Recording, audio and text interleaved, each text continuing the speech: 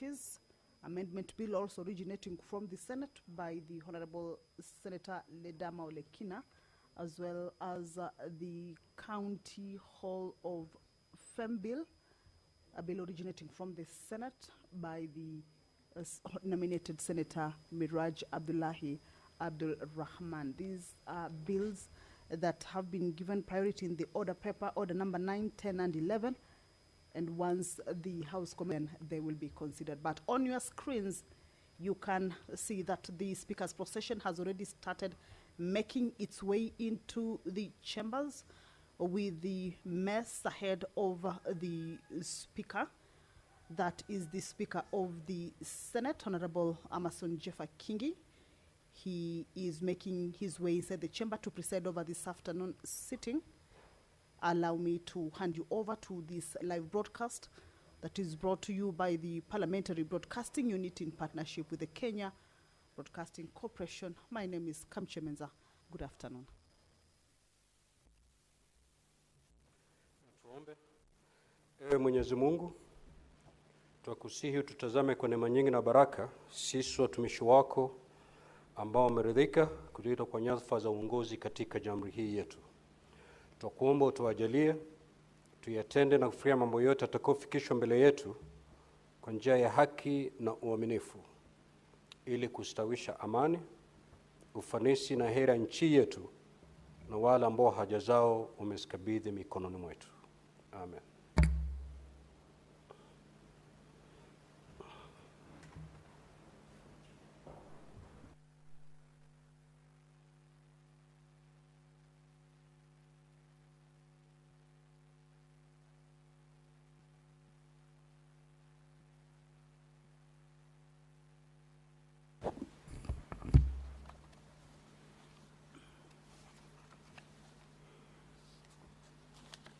Clerk, do you have quorum?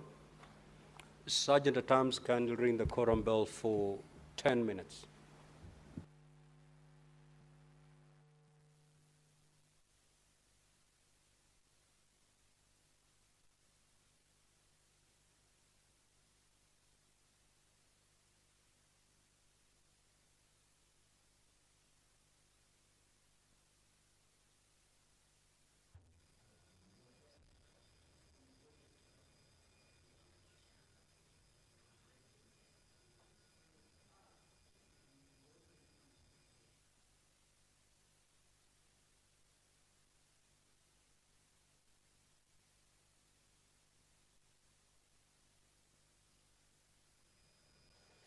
The prayer has been said and the chair taken.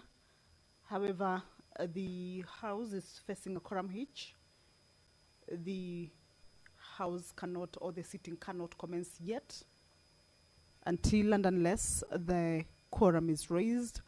This is as per the House standing orders, that at least 15 senators should be seated at the time the prayer is said and the chair taken for the House to be deemed to have quorated.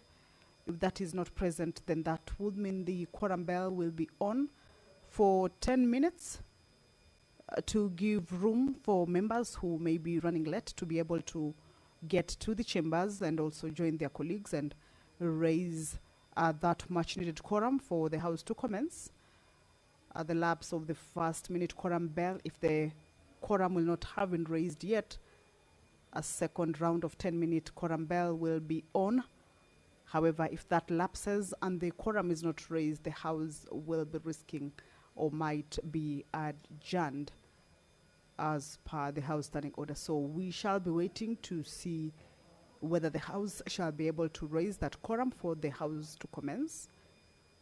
And we shall continue to take a look at the business that they will be transacting this afternoon as they convene for this sitting.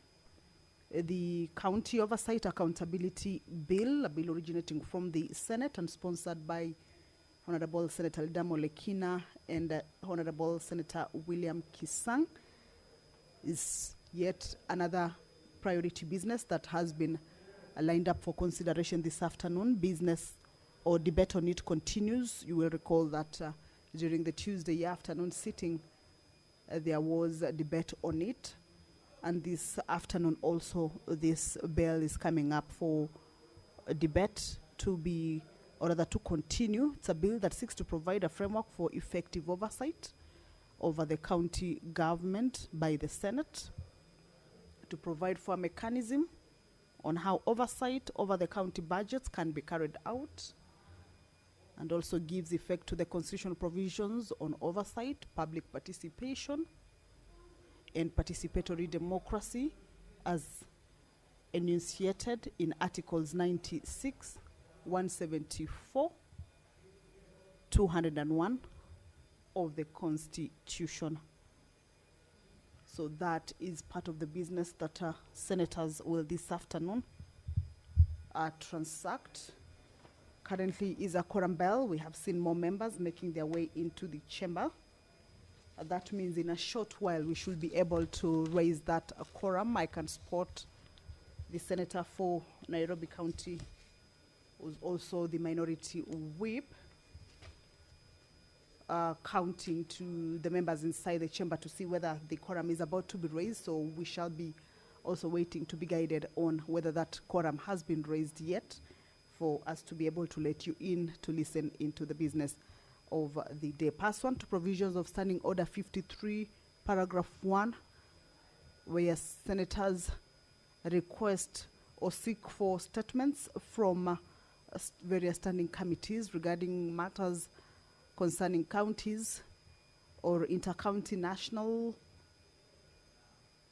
regional, and even international level. This afternoon, the nominated senator, Honorable Hamida Kibwana, will seek a statement from the Standing Committee on National Security, Defense, and Foreign Relations regarding the escalating cases of child sex trafficking and sexual exploitation in Maimahiu, Nakuru County. The Senator, Honorable Hamida Kibwana, also has yet another statement that she will be seeking. This one is from the Standing Committee on Roads, Transportation and Housing regarding the safety of motorcycle helmets sold in Kenya.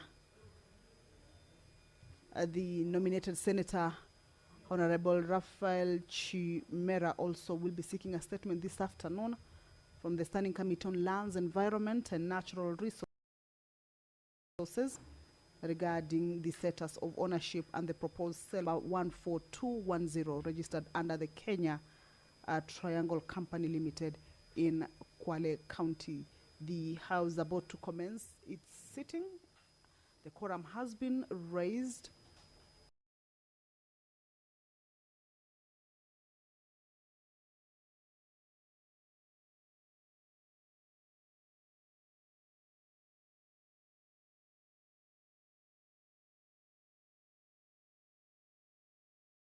Although we are waiting for or a second round of quorum bell will be rung, I hand you over to now. Kindly let's settle down. Take your seats, honorable senators.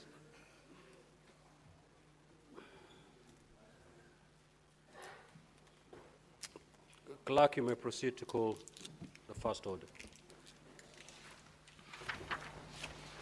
Order number 1, administration of oath. Order number 2, communication from the chair.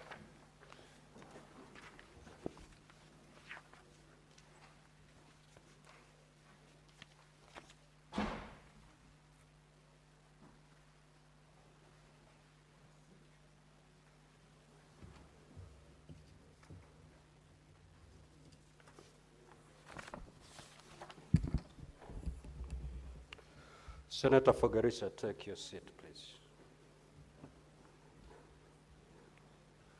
Now, honorable senators, I'd like to acknowledge the presence in the public gallery this afternoon of visiting lecturers and students from the School of Business at KIPS Technical College, an accredited TVET. Clerk, can you confirm that indeed I'm not inviting ghosts to the Senate? Can you confirm? Can you confirm in the public gallery if indeed we have these guests?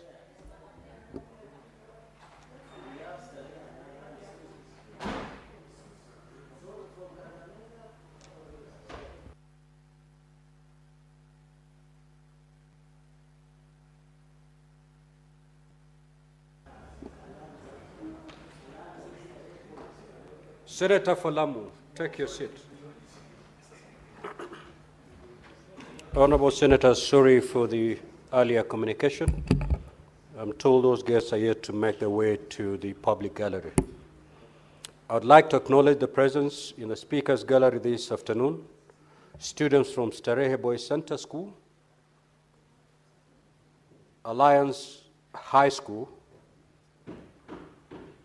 and Kianda School, who are undertaking a 2-week voluntary service scheme. Each student to stand when called out so that you may be acknowledged in the Senate tradition. Tony Kiprono, Starehe Boys Center. Alexander Mitch, Starehe Boys Center. Nathan Wanyonyi, Starehe Boys Center. Bryden Walter, Alliance High School.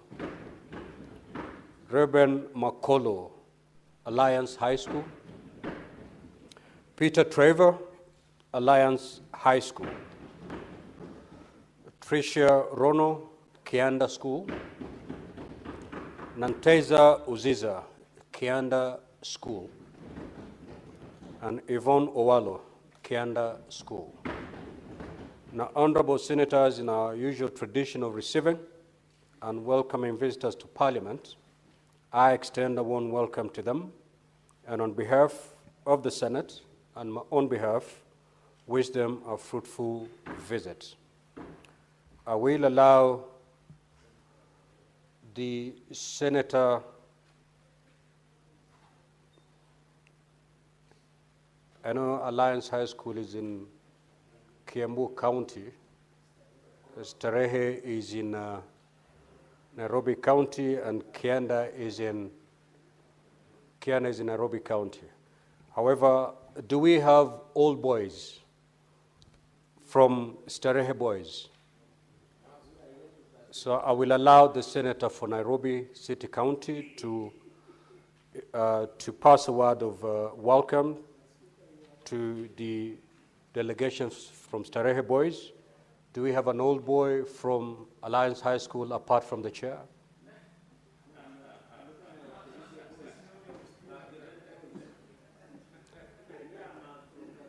Again, I will allow the Nairobi City County Senator to likewise extend a word of welcome to welcome the delegates from Alliance High School. Do we have an old girl from Kianda?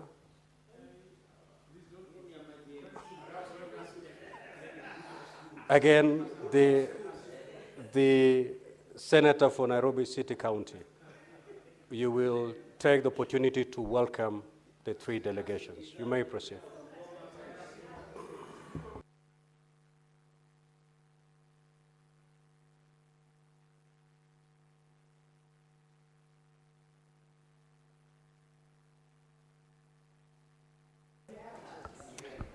Yeah, I hope the students have noticed that, you know, the tradition of this house is usually that the senator of the area from which the students come from ordinarily welcomes them to the Senate.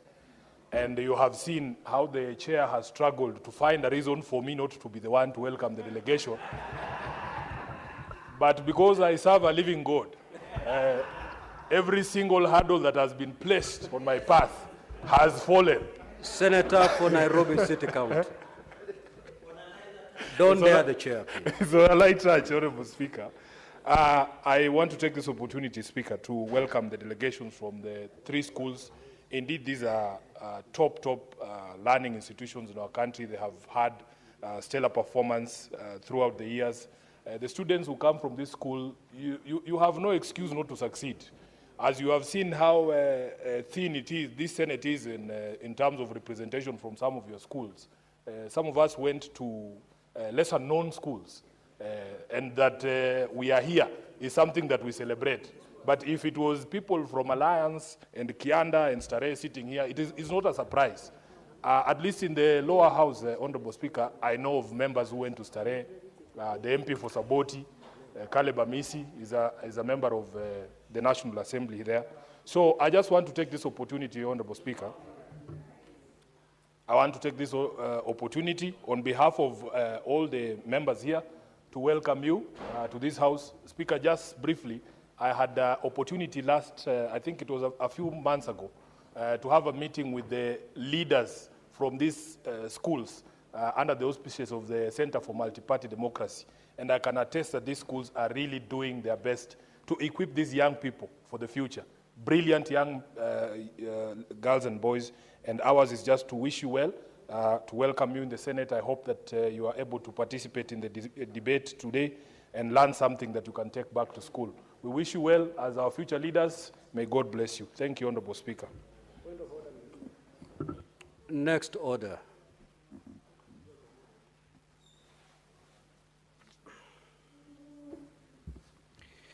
Order number 3, messages.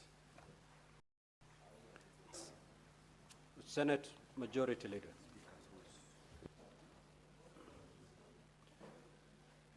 It cannot be a point of order, Senator Eddie. What is your intervention? Oh, okay.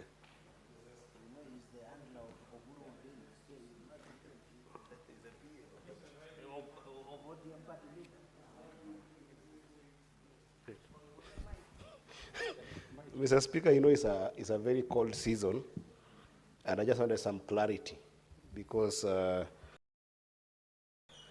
as a cold season, I'm beginning to see some different kind of dress codes here. So I'm just standing under rule number 15 of the Speaker's rules on dressing code.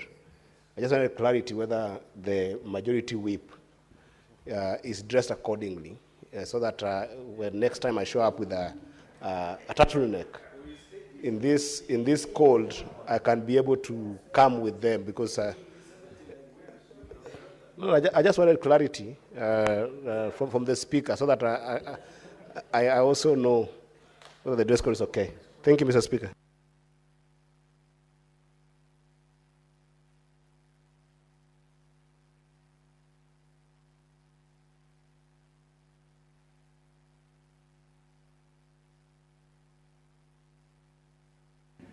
Now,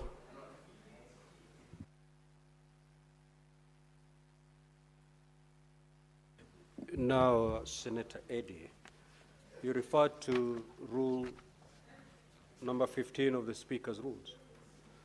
That one deals with smoking. It has got nothing to do with the dressing of an honorable senator. I want to assume that you were referring to Rule 20 of the Speaker's rules, and I'm going to read it for clarity. No person, even if otherwise qualified, shall be admitted to the lounge, dining room, or Speaker's gallery unless he or she is, in the opinion of the Sergeant-at-Arms, properly dressed.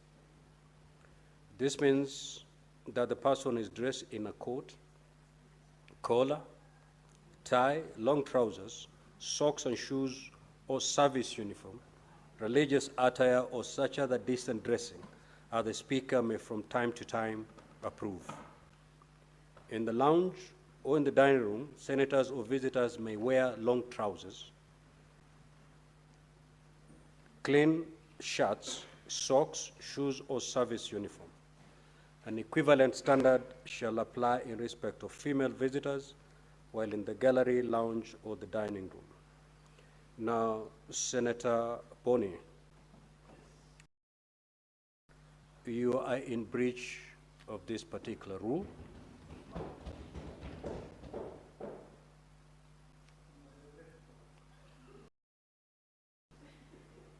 And therefore, I will ask you to go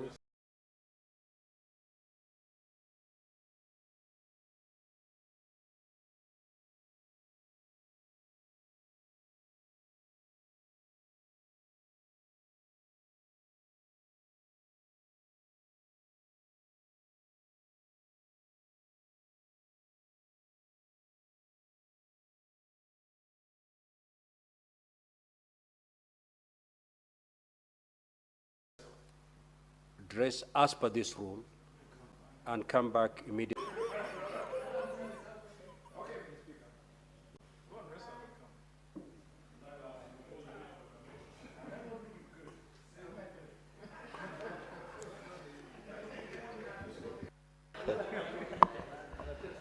Mr. Speaker,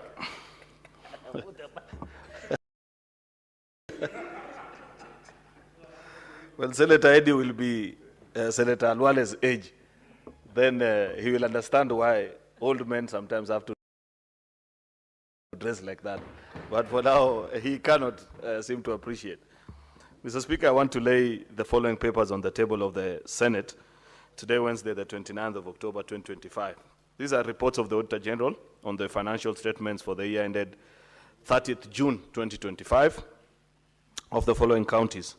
Uasin Gishu Emergency Fund, Uasin Gishu County Climate Change Fund, Uasin Gishu County Cooperatives Enterprise Development Fund, Uasin Gishu County Alcoholics Drinks Control Fund, Migori County Climate Change Fund, Homa Bay County Climate Change Fund, Nyeri County Health Services Fund, Dekut Enterprises Company, County Government of Nyeri,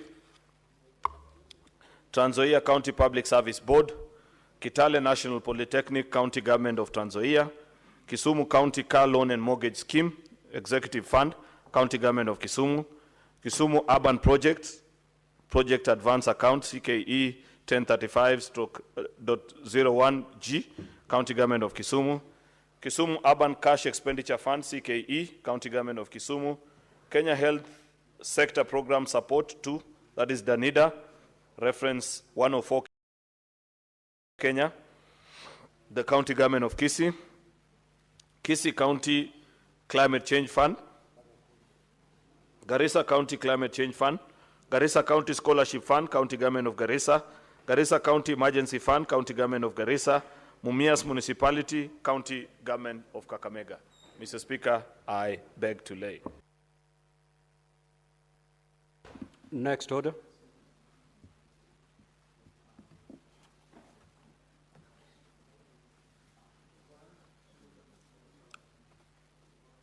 Next order.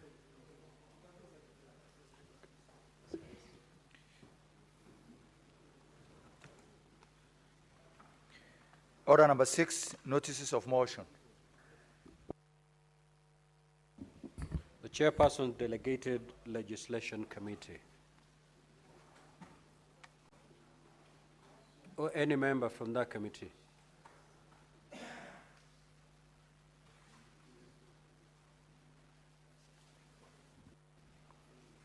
Thank you, Mr. Speaker. On behalf of the Chair, Delegated Legislation Committee of the Senate, notice of motion extension of time for the consideration of the county licensing uniform procedures regulations 2025 legal notice number 91 of 2025. Mr. Speaker, I beg to give notice of the following motion, that aware that the county licensing uniform procedures regulations 2025 legal notice number 91 of 2025 were tabled in the Senate on Wednesday 9th of July 2025 and referred to the Select Committee on Delegated Legislation for consideration pursuant to Section 12(1) of the Statutory Instruments Act, cognizant that the committee is required to make a report within 28 sitting days after the date of referral of the instrument by the Senate pursuant to Section 15(2) of the Statutory Instruments Act, which will lapse on Thursday, 30th of October, 2025, aware that Section 15(3) of the Statutory Instruments Act provides that by a resolution, Parliament may extend the time for consideration of our statutory instruments by a period not exceeding 21 calendar days, noting that the committee is in receipt of submissions on the regulations from the Council of Governors necessitating further consultations with stakeholders,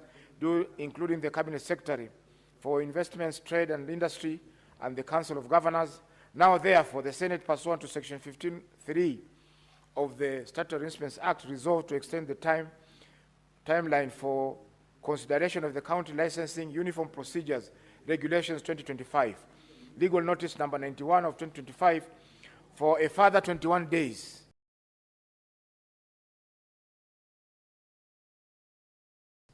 Calendar days to enable the committee to meet the stakeholders and subsequently make a resolution on or before Tuesday, 18th of November, 2025.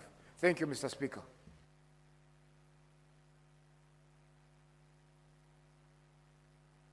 Next order. Order number 7, questions and statements. Statements pursuant to Standing Order 53-1. Honorable Senator Hamida Kibwana. You have 3 statements. Thank you, Mr. Speaker. Though I'm holding even 4 statements, actually some of them they've been actually on the queue for quite some time. Thank you, Mr. Speaker. The first statement is on the escalating cases of child sex trafficking and sexual exploitation in Maimahiu, Nakuru County. Pursuant to Standing Order, dear Mr. Speaker, pursuant to Standing Order 53.1, to seek a statement from the Standing Committee of National Security, Defense and Foreign Relations regarding the alarming revelations of child sex trafficking and exploitation in Maimahiu, Nakuru County.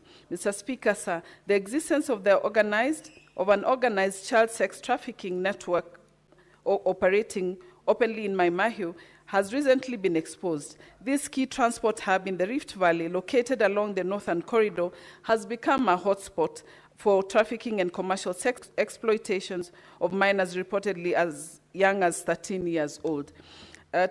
Testimonies indicate that some of these girls are recruited and controlled by madams who profit from their abuse under the guise of informal protection and employment and are subjected to unprotected and forced sexual encounters with multiple clients each day. Despite the gravity of these accounts, there is a little evidence of law enforcement action, investigations, and accountability. The normalization of child exploitation in a major transit town like Maimahiu constitutes a national crisis that demands urgent and decisive parliamentary action. In the statement, the committee should address the following.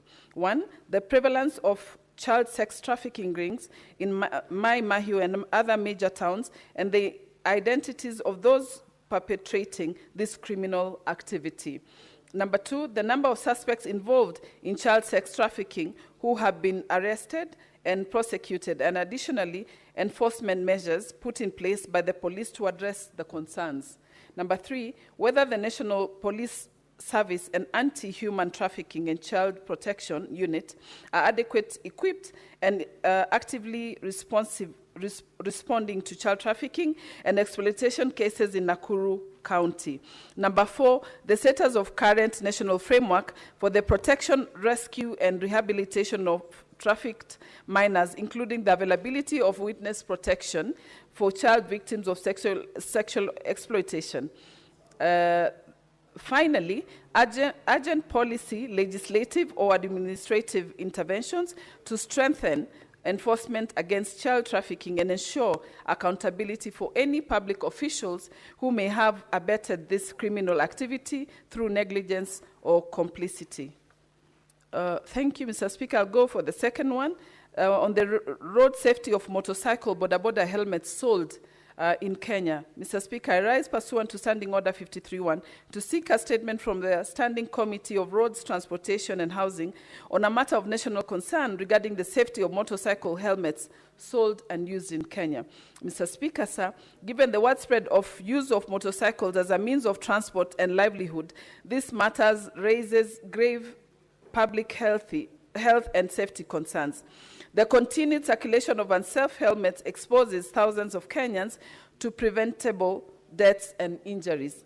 In the statement, the committee should address the following issues. Number 1, the process and regulatory mechanism in place by the Kenya Bureau of Standards, KEBS, and other relevant agencies for inspecting, certifying, and approving motorcycle helmets for sale in the country and ensuring that they meet international crash test standards. Number 2, the number of helmet brands currently certified for use in Kenya, including the extent of enforcement measures taken against substandard or counterfeit helmets. Number 3, the measurements being taken by the Ministry of Roads and Transport to protect citizens from the risks posed by substandard helmets, including public sensitization campaigns, enforcement operations, and recall of unsafe products. Number 4, whether there are plans to introduce stricter penalties against manufacturers, importers, and distributors of substandard helmets in order to safeguard the lives of border operators and their passengers. Thank you, Mr. Speaker. I go for the next one on gaps in neonatal care in health facilities countrywide. Mr. Speaker, sir. I rise pursuant to Standing Order 53.1 to seek a statement from the Standing Committee on Health on a matter of national concern regarding reported gaps in the provision of essential nursing care for newborns in health facilities across the country. Mr. Speaker, sir, my office has received numerous reports from the mothers of newborns indicating that critical nursing interventions are often not provided in a timely or consistent manner. These interventions include the timely initiation of breastfeeding, monitoring of vital signs, infection prevention, thermal care, vaccination, and health education for mothers. Failure to provide these services exposes newborns to preventable complications including sepsis, hypothermia, feeding problems, and in severe cases, avoidable neonatal deaths. In the statement, the committee should address the following issues. Number one, the extent to which newborns are missing essential nursing care in both public and private health facilities and the underlying cause of such lapses. Number two, measures currently being undertaken by the Ministry of Health and county governments to ensure that every newborn receives comprehensive and quality nursing. Number three, strategies in place to strengthen supervision, accountability, and continuous professional training for nurses providing neonatal care. Finally, the plans by the government to align newborn nursing care with National Child Health Strategies and Sustainable Development Goal 3, specifically targeting 3.2 on reducing preventable infant and child mortality. Thank you, Mr. Speaker. I have one last statement on the conflict between KMPDC and county governments over the regulation of ambulances services. Mr. Speaker, sir, I arise pursuant to Standing Order 53.1 to seek a statement from the Standing Committee on Health on a matter of national concern regarding the dispute between the Kenya Medical Practitioners and Dentists Council, KMPDC, and county governments on the regulation of ambulance and emergency medical services. Mr. Speaker, sir, the Council of Governors, COG, through its chairperson, His Abdullahi, has faulted KMPDC for issuing a public notice seeking to regulate ambulance services, yet such functions are expressly devoted under Part 2 of the 4th Schedule of the Constitution. During a meeting, county health executives held on the 5th September 2025 in Mombasa, the CAOG consequently advised counties to disregard the KPMDC notice, citing lack of consultation, constitutional overreach, and breach of prior intergovernment resolutions. In the statement, the committee should address the following issues. Number one, the role of Ministry of Health and its agencies in developing national emergency care frameworks, and whether county governments were adequately consulted, and whether KMPDC has any legal mandate to regulate ambulance services. Number two, whether the public notice by KMPDC has legal effect, and if it aligns with the principles of consultation and cooperation between the national and county governments. Number three, whether there are existing or proposed frameworks to harmonize national and county emergency medical systems and mechanism to resolve conflicts of mandates between national health regulatory bodies and county governments. Finally, the measures that will be taken to prevent duplication, ensure constitutional integrity of devolved functions, and strengthen coordinated emergency health care. I thank you, Mr. Speaker. The statement by Senator Chimera is deferred. Senator for Marsabit County, Senator Mohamed Chute.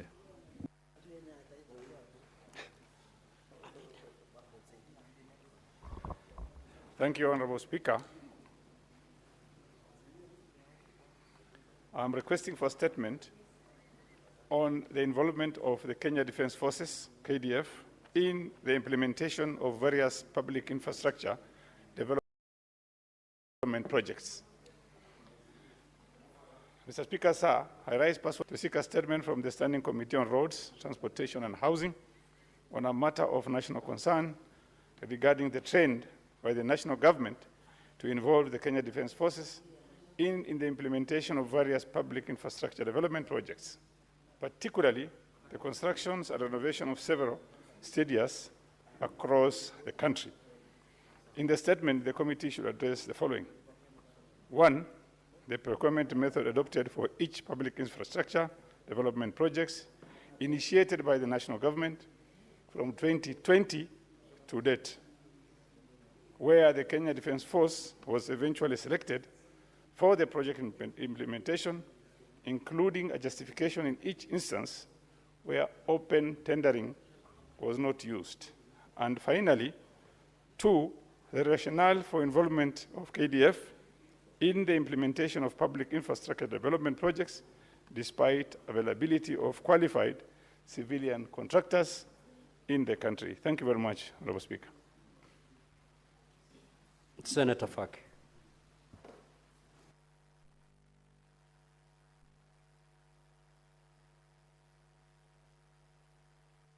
Asante Mheshimiwa Spika, nimesimama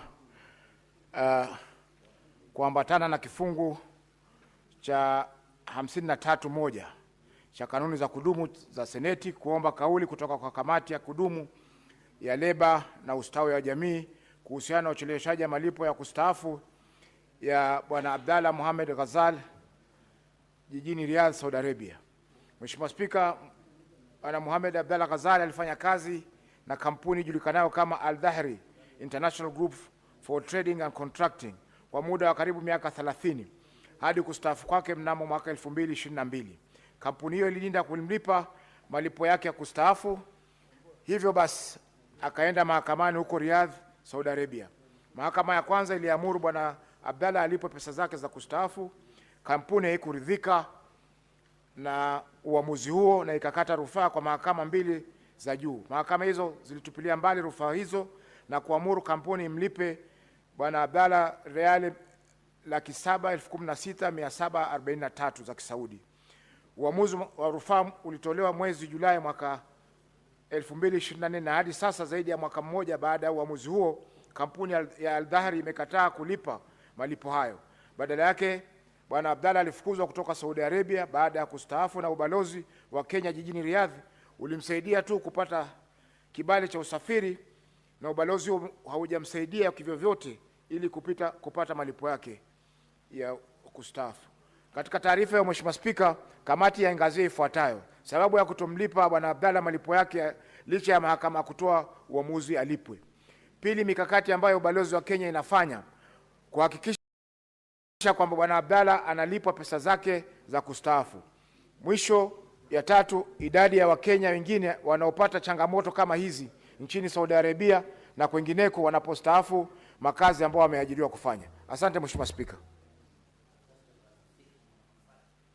Now, honorable senators, I will allow comments for not more than 15 minutes on these statements. Senator Olekina.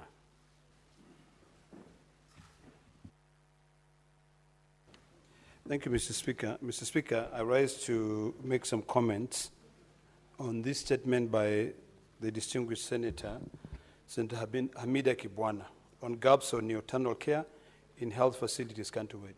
Mr. Speaker, even before I begin to comment on this statement, let me appreciate the work that Senator Hamida has been doing in this parliament. Mr. Speaker, I worked with the distinguished senator when she was developing an e-health bill. She called it an e-health bill. But funny enough, the Ministry of Health took over, plagiarized 99.9% of her bill and brought it to this House and changed the title of the bill and called it Digital Health Bill. This is one thing that has really bothered me for a very long time. Because we work day and night to be able to think through. But somebody in the Ministry of Health just sit down there and say there's a very good bill here, but if it goes in as a government bill, it achieves that progress and the bill becomes an act of parliament. If the Ministry of Health, Mr. Speaker, had taken some time and consult the distinguished Senator, Senator Hamida, these issues of these gaps would not have been there. Because it is not just the content or the context. It is the thought behind it. It is sad. I was listening to the Cabinet Secretary earlier today here. One, lecturing senators, which I think was uncouth. Number two, also saying that every county government must now submit, records on mortality in their counties, and not really addressing the issues. Because what happens? You can then say this is the data we have on how many kids are dying. But what have you done as a ministry? If your job is to be able to plagiarize legislations developed by this House, then why don't you go a step higher and consult that member of parliament who developed that legislation? Mr. Speaker, I sit in the Health Committee, and these are some of the challenges that we face. Even when we are going through developing legislation, some people will be sitting down somewhere. Even some names which are being mentioned earlier today here. They will sit and they'll come and tell you, look, what the government wants. And after that, they are the ones who are heading that ministry. Mr. Speaker, if we can implement this now, which is Senator Hamida's mind in her e-health proposals, which is now a digital health bill or act, we should be able to identify these gaps. It is sad. We're in the 21st century now. But sometimes you'll find that in other parts of this country, just because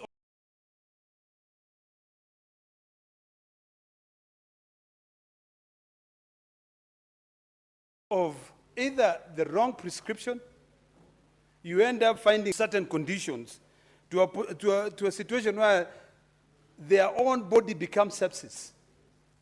So it is imperative, Mr. Speaker, that we follow through on implementations on legislation that are developed here. If then the Ministry of Health wants to be the one to draft legislation and we just become a conveyor belt to pass through, then they should be answering these questions. How? Why is it that newborns are missing essential health care? So, Mr. Speaker, this bill, or this statement that has been brought by Senator Hamida, is very important.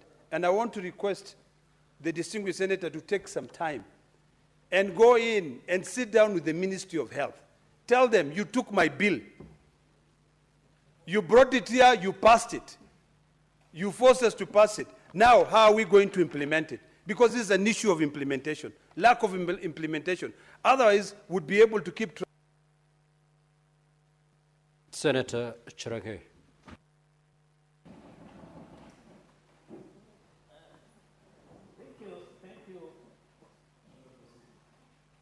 What's your intervention, Majority Leader?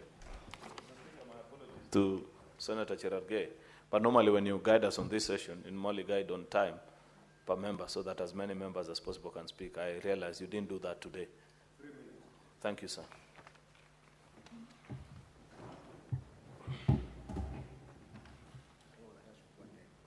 Thank you, Mr. Speaker. I don't know why Majority Leader was worried before I speak, but nonetheless, Mr. Speaker, I agree with him that we must be fair to everybody in terms of time. Mine is just that has received an attention is on the issue of ambulances. Mr. Speaker, this is one of the most ignored but very important chain that will assist most of our people to get emergency medical services. I was disappointed and sad when we visited Busia County Referral Hospital. Mr. Speaker, sir, are you aware, under the governor of Busia, there is no even single functional ambulance at the County Referral Hospital of Busia? It is so shameful. And I'm happy Senator Sifuna was there. I don't know, a number of us were there. Only an ambulance, Mr. Speaker. The reason even some of these people are saying SHA is not working, Mr. Speaker, is because the county health system has collapsed. Even in my county, Mr. Speaker, Even in my county, Mr. Speaker, you have to pay 1,000 shillings to get a service on an ambulance because there is no fuel. Some of the ambulances look like matatus. You are being carried by an ambulance, there is no emergency kit. Even the gloves within the ambulance that ply and operate within Nandi County and even across a number of counties, Mr. Speaker.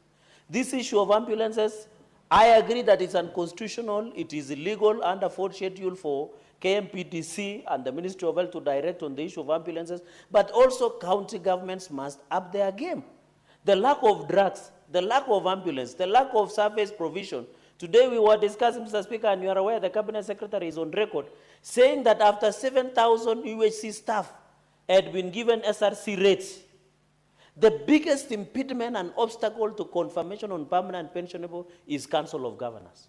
That's one of the substrata, Mr. Speaker, that will always undermine access to affordable and quality ambulances, Mr. Speaker. We must agree, I think the Committee of Health, led by Mwasingishu Senator, Mr. Speaker, must tell us what kind of ambulances should counties buy. Mr. Speaker, my county, when they went to procure, under a friend, of course, I want not to mention, Mr. Speaker, they procured like a J6 lorry that it does not operate, Mr. Speaker. A tractor in speed is much better than what was procured. The center pole will go to other, Mr. Speaker, the driving. Mr. Speaker, we must agree also as a house. When Kilifi, where you are the governor, and your senator is here, was purchasing their ambulances now or then, the standard of ambulance must be the one that is operated by Red Cross, Mr. Speaker. So on this issue, I want to thank Senator Amida, Mr. Speaker, that she has been very passionate of issues of health. And I hope going into the future, under broad-based engagement beyond 27, it should be the CS of health so that he can fix some of these issues. I yield, Mr. Speaker. Senator Osotsi. Thank you. Thank you, Mr. Speaker. Mr. Speaker, I want to comment on this very important statement by Senator from Marsabit, Senator Mohamed Chute, on the involvement of the military in implementation of various public infrastructure projects. Mr. Speaker, this raises a lot of concern because it is now become a norm, particularly in the implementation of various studies across the country. The military is fully involved. Now, you ask a number of questions. Number one, how the Public Finance Management Act is employed in that case, how the public procurement and disposal. Mr. Speaker, this could be another form of corruption that we are trying to invent, because we know that it is not allowed to scrutinize the financial activities of the military. So if we get the military involved in public development project, then the issue of oversight will be brought into question. So I think this matter is a very important matter that we need to look at. And also, Mr. Speaker, bearing in mind that we need as a country to try as much as possible to keep the military in their spaces, in the barracks. The temptation to get the military outside there is it's not a good thing, Mr. Speaker. We have just seen what has happened in Madagascar, where the military was allowed to go and deal with unrest, and they ended up overthrowing the government, Mr. Speaker. So we need to limit that interaction in the public spaces and allow the military to be the military what it is. I know people want to say the military is very disciplined, but we can also ensure discipline in other sectors of our economy so that we deliver value for money for our people instead of getting military directly involved in some of these things, Mr. Speaker. Mr. Speaker, I expect that this committee will interrogate these issues deeply so that to ensure that in as much as we are saying military are good in delivering projects, we must also look at the other issues that may arise from that involvement, Mr. Speaker. I support. Senator Karen Nyamu.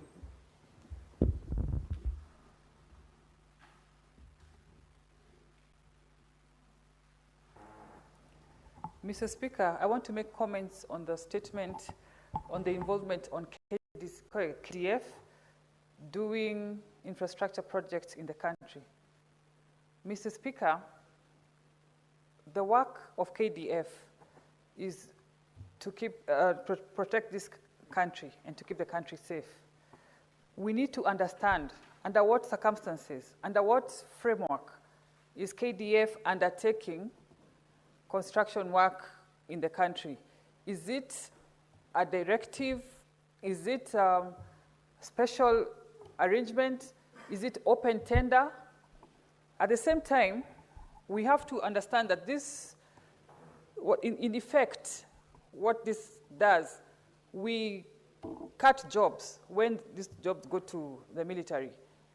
And the effect is that the money that is supposed to be in circulation in the economy goes to the military, which has an effect to the economy. This House needs to demand that we get a comparison of the value for money. Is it cheaper when KDF undertakes this contract? Is it more expensive? We have qualified contractors in this country and who have a track record of doing good jobs and good quality work. We need to support those because, as I said, that has a direct impact of the economy. We respect the KDF. We do not say they have not done a good job, but let's keep them within their mandate, which does not involve carrying out public works as they are doing at the moment. Thank you, Mr. Speaker. Senator Beatrice Akinyi. Honorable Speaker, thank you for the opportunity. I would like to comment on the statement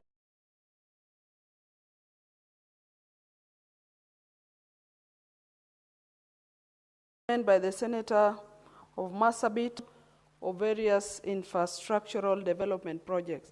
Honorable Speaker, even contrary to the arguments that we are getting here, KDF have been trained and they are maintained and they are paid from the public coffers.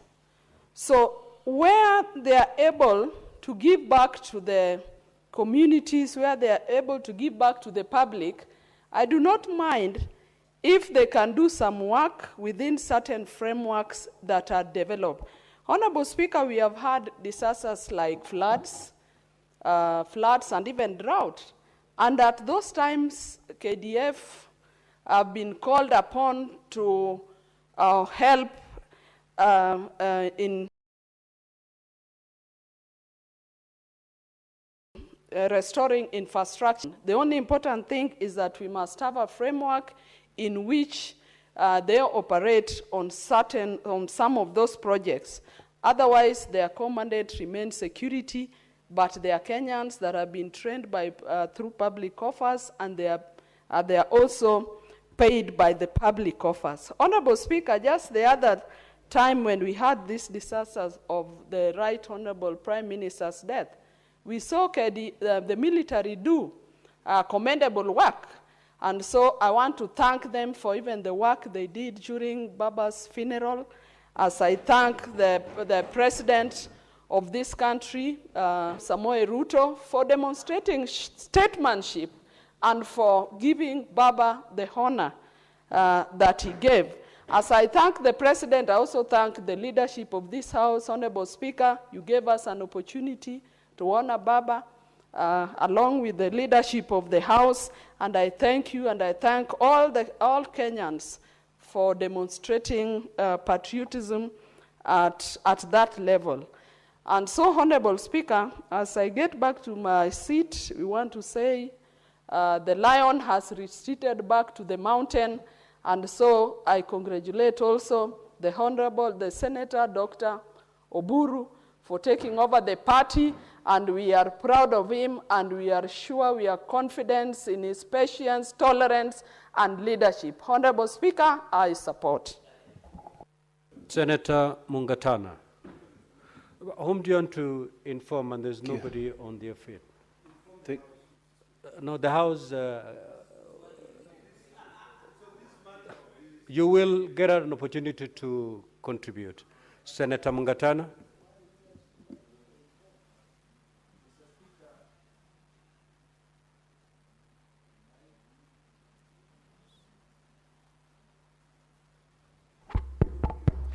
Mr. Speaker, I want to thank you for giving me the opportunity to comment on the statement of the involvement of KDF on civil construction works.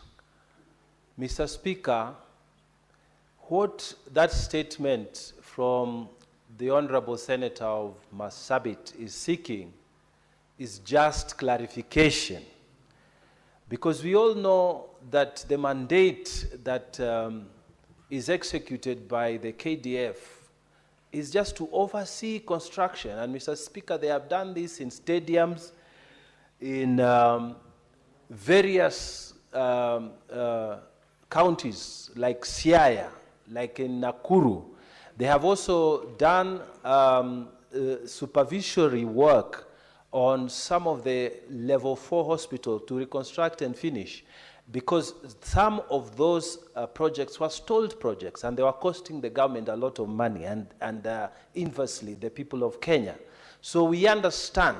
But what the senator from Marsabit is asking is whether this mandate has been extended to taking over full construction tenders. We wanted that to be clarified. But if it is to come and finish projects that have been stalled, Mr. Speaker, projects that have just gone because of indiscipline of contractors or whatever, and the KDF is coming in to help us and finish these projects, I think we should support them, because KDF has distinguished itself in this country as one of those institutions that we can rely on in terms of helping us through difficult times. So we shouldn't look at this inquiry as a negative thing. We want the committee to have a clear investigation on this matter.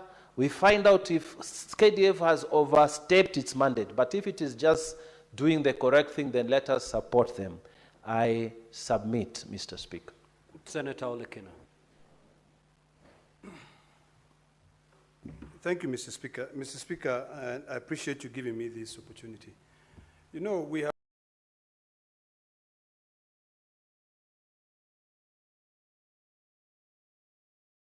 have a problem whereby we do not come here and we assume that just because those pieces of legislation have not come here, what KDF is doing is illegal. I just want to inform the House that there are two pieces of legislation. One, there was a piece of legislation which was passed in 2021, which set up the Ulinzi Construction Company, which is under KDF.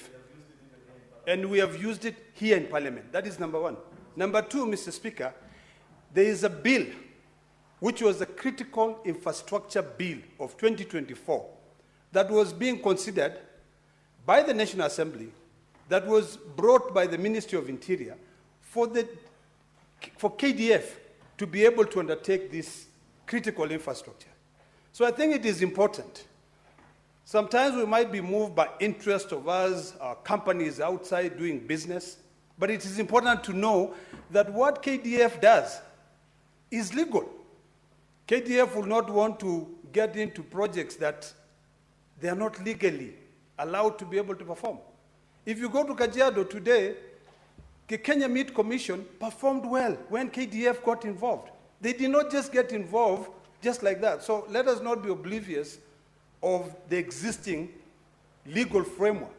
I've seen this. I think when we contribute, before we comment, we do some due diligence. There is a law that establishes a company under KDF. There is a law that there was a lot of extensive public participation on critical infrastructure. In fact, I want to challenge all of us here. Do your simple Google, look for Critical Infrastructure Bill of 2024, so that when we come here, because we are representing Kenyans, for them to know. KDF, we have to respect it a lot for everything they do. Thank you, Mr. Speaker. Senator Mazaya.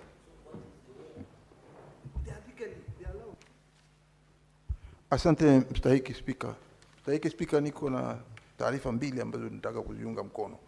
Ya kwanza nitaanza na taarifa ya kuhusu kwa kucheleweshwa malipo ya mfanyikazi ambaye ni Mkenya alikuwa akifanya kazi huko Saudi Arabia, iliyoletwa hapa na ndugu yangu seneta wa Mombasa County, Mwenye Haji. Bwana Spika, kitu cha kwanza ni jambo la kusikitisha kuona kwamba mtu anaweza kumaliza miaka yake zaidi ya 30 kufanyia kazi kwa bidii kampuni, hususan akiwa nje mbali na nyumbani, na hatimaye mwisho akimaliza kazi asiweze kupewa malipo yake. Bwana Spika, tunaona kwamba japokuwa kwamba alikuwa anafanya kazi nje ya nchi huko Saudi Arabia. Saudi Arabia na Kenya ni nchi zilizo na uhusiano mwema. Na vile vile ni kwamba ikiwa kuna jambo lolote ambalo haliwezi kutekelezeka wakati kama kampuni kama hiyo imekataa, wako na ubalozi, wako na serikali ya Saudia, na serikali yetu pia iko, kunaweza kuwa na mazungumzo ya kuona kwamba yule aliyekuwa amefanya kazi kule na ni Mkenya halisi alipwe malipo yake. Ni jambo la aibu kuona hivi sasa yule Abdallah Ghazal ambaye hapo zamani alikuwa mchezaji mzuri sana wa mpira, alienda akacheza huko, alichezea hapa akachezea Kenya na hatimaye akachukuliwa kwenda huko, lakini alipofika huko akapata kazi zingine pia na ndio amekuwa akifanya. Kwa miaka hiyo 30 amefanya, hajapata malipo. Na mimi naunga taarifa hii kwa sababu litakuwa jambo la kusikitisha, Bwana Spika, kuona Mkenya amefanya kazi katika kampuni nje ya Kenya na ameipatia ile kampuni sifa na hatimaye ameweza kustaafu na amekatazwa kulipa malipo yake. Ameweza kuyafata, ameenda paka kotini, na kotini ameweza kushinda koti ya kwanza na akashinda pia koti ya rufaa na akashinda koti nyingine ya juu zaidi ilipokuwa imewekwa, na hatimaye alipokuwa akiendelea kungoja malipo amefurushwa kutoka huko Saudia kwa hali ya kinyama, hali ya kumfanya kama ambaye si mtu ambaye aliishi nao kwa muda wa miaka yote hiyo 30. Kwa hiyo sisi tunasema kwamba ingekuwa bora serikali ya Kenya kupitia ubalozi, kupitia uwezo wake, kupitia uhusiano mwema ulioko katika baina ya serikali ya Kenya na serikali ya Saudia, kuona ya kwamba Mohamed Ghazal malipo yake yametekelezwa vilivyo. Na kama itakwenda katika kamati, ingekuwa vizuri kamati yetu pia kuchukua hatua hiyo. Hata ikiwezekana pia kamati yetu. Taarifa ya pili, Bwana Spika, ambao nataka kuunga mkono ni taarifa ya dadangu, dada yetu Hamida Kibwana. Hamida Kibwana, yeye huwa analeta sana taarifa kama hizi ambazo zinahusikana na sisi kama Wakenya na afya zetu. Hususan ukiangalia ameleta bili za kuweza kueleweka kiafya. Katika bili hii ambao anasema kwamba kama mama akienda kujifungua, baada ya kujifungua anatakana kuona ya kwamba anapata chakula chema. Ningepatiwa kama dakika kidogo, Bwana Spika, kidogo tu kama 2. 1 minute to wind up.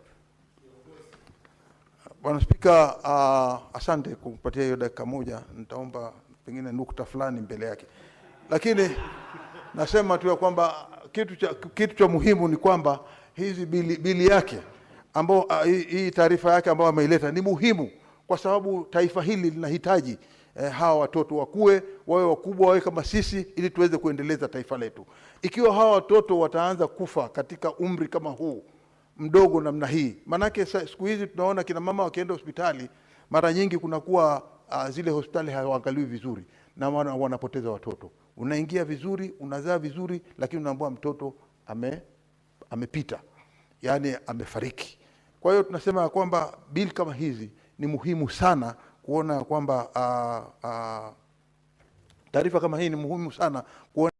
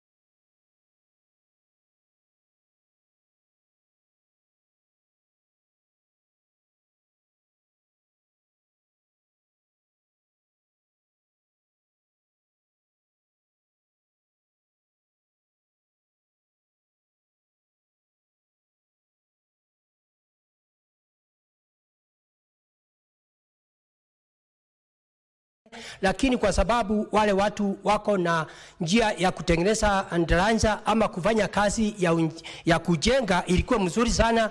Tulikuwa nakaa pale, unakuta KDF inakuja kwa kipindi ya siku kidogo, wanaweza kujenga ile ndaranja na tunaweza kupita. Kwa hivyo mimi nafurahia sana kwa ile kazi inafanya, na saa ingine serikali inaweza kuwa haina pesa na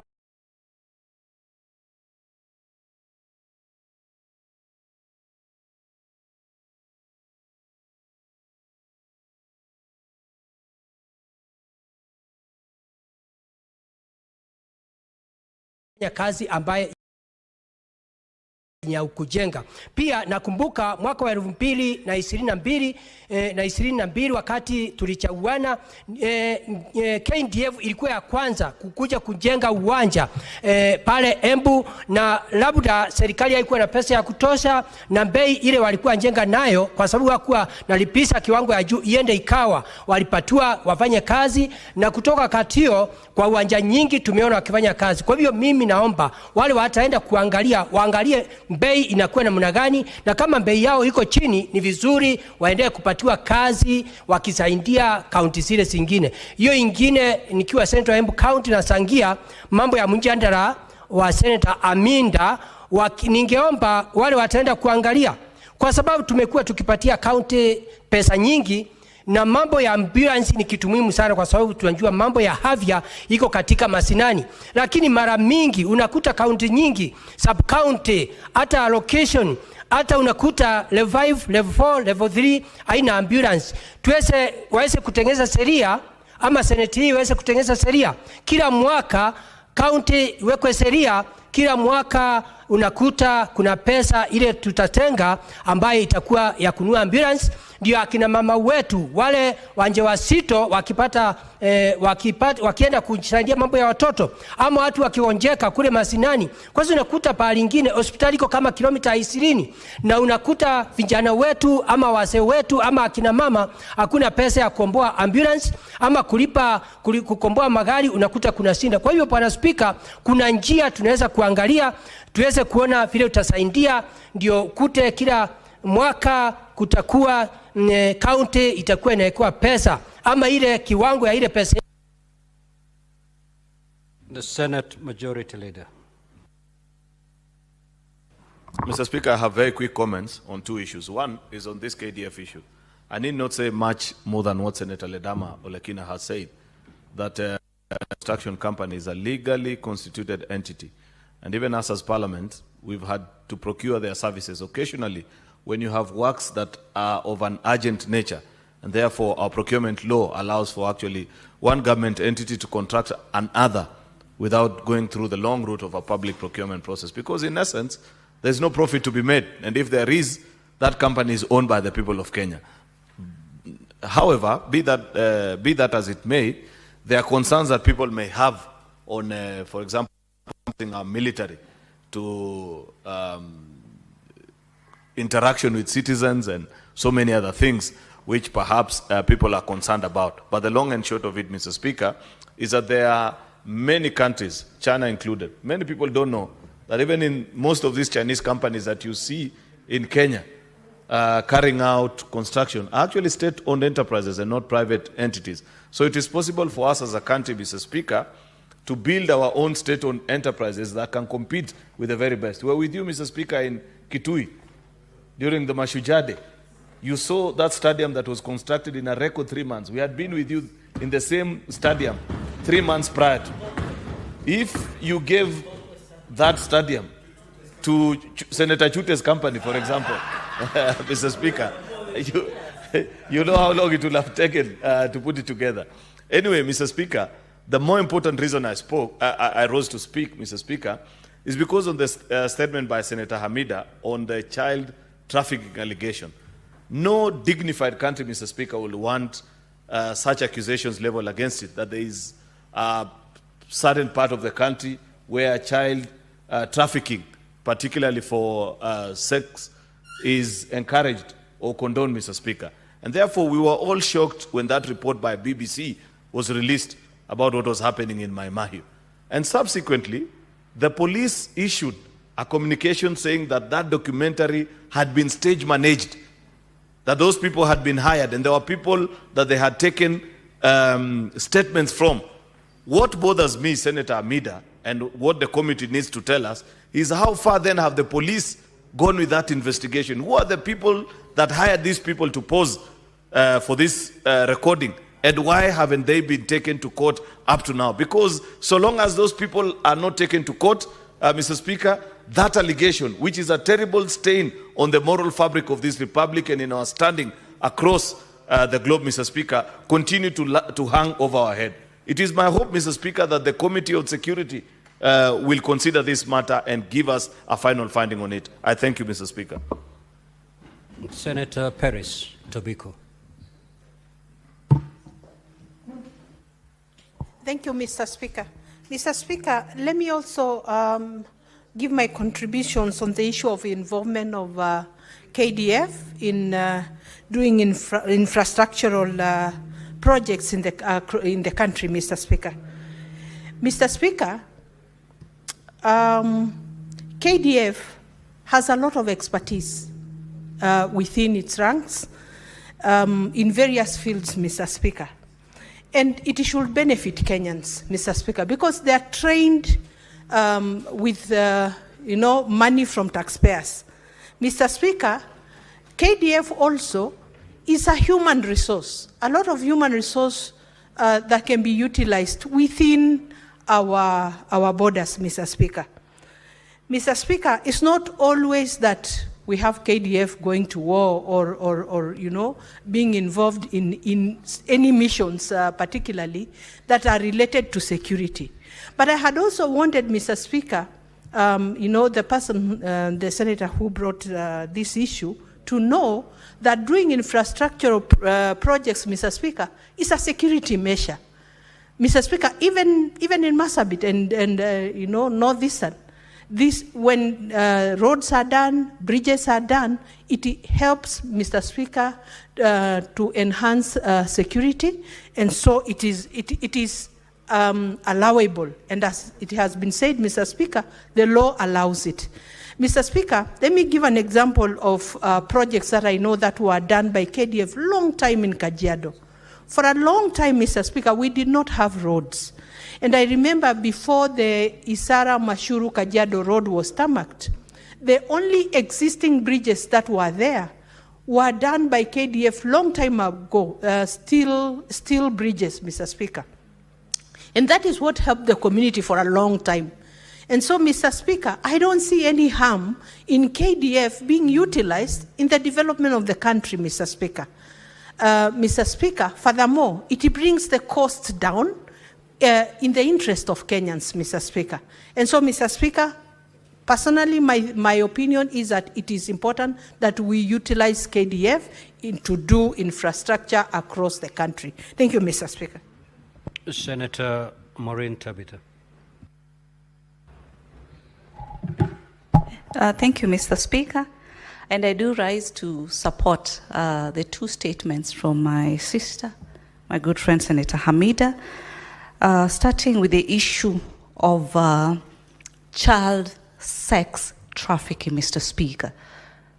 2025, I mean, this is the last thing that as a leader you'd want to actually discuss. It's very disgusting, Mr. Speaker, to imagine that we can be at a level whereby we can be talking about businessmen and women conducting this kind of entrepreneurship, Mr. Speaker, while this country has got different business opportunities that people can be able to embark on. But rather they choose inhumane type of transactions and business using our young, innocent, beautiful girls to make a living.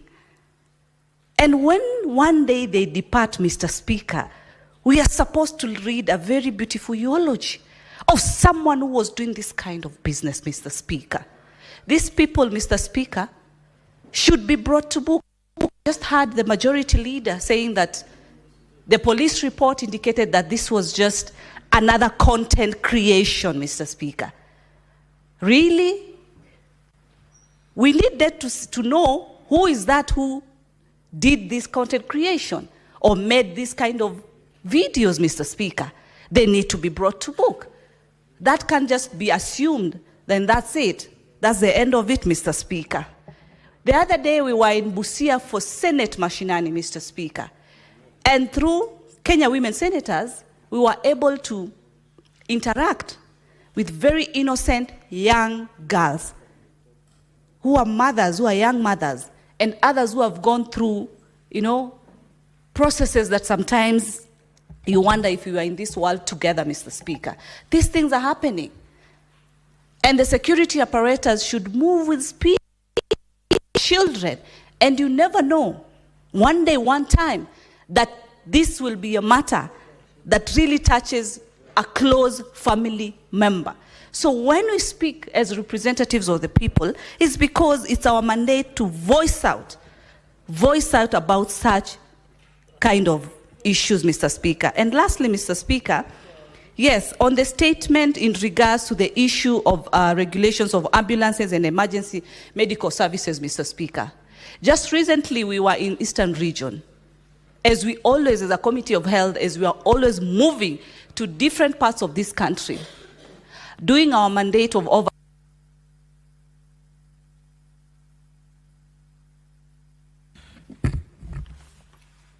Next order, Clerk. Now, honorable senators, allow me at this juncture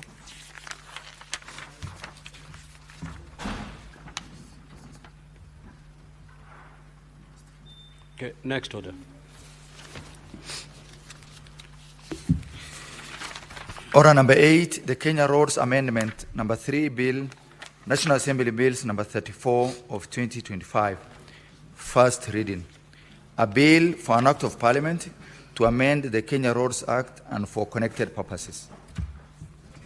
Now, honorable senators, allow me, pursuant to Standing Order 45-2, to rearrange today's order paper. We will move to order number 18, all the way to 21, before coming back to order number 6. Clerk, proceed to call the orders in that sequence. Order number 18, motion. Report of the Standing Committee on Land, Environment and Natural Resources on a petition to the Senate by Mr. Peter Kangwaru Nyaga regarding the plight of the landless in Mudandara, Embu County. Senator Fak.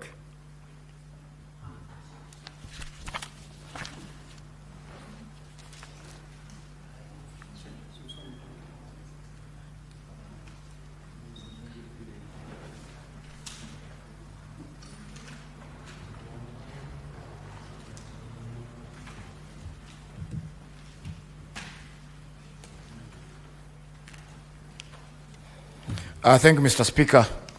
Mr. Speaker, sir,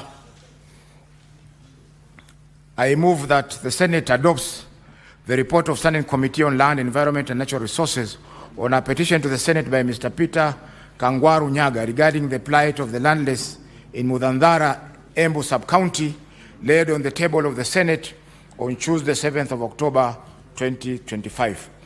Mr. Speaker, sir, the petition by Mr. Peter Nyaga regarding, I beg your pardon, Mr. Speaker.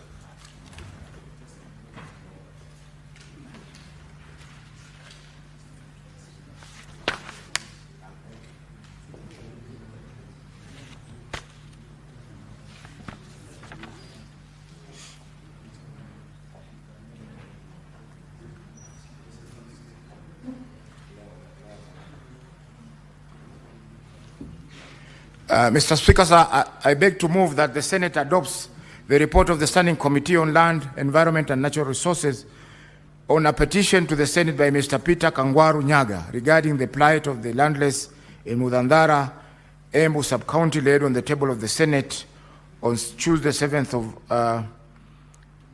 October 2025. Now, Mr. Speaker, sir, Mr. Peter Kangwaru Nyaga presented a petition in this House on the plight of the people of Udandara sublocation in Embu County.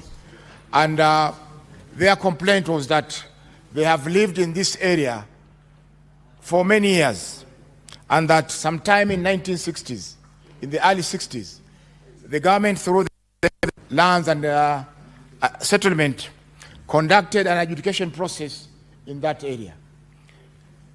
In the adjudication process, Mr. Speaker, sir, the true residents of Udandara were overlooked in the allocation of the parcels of land that are located in that area. And the land was allocated to outsiders who have never been settled in Mudandara area.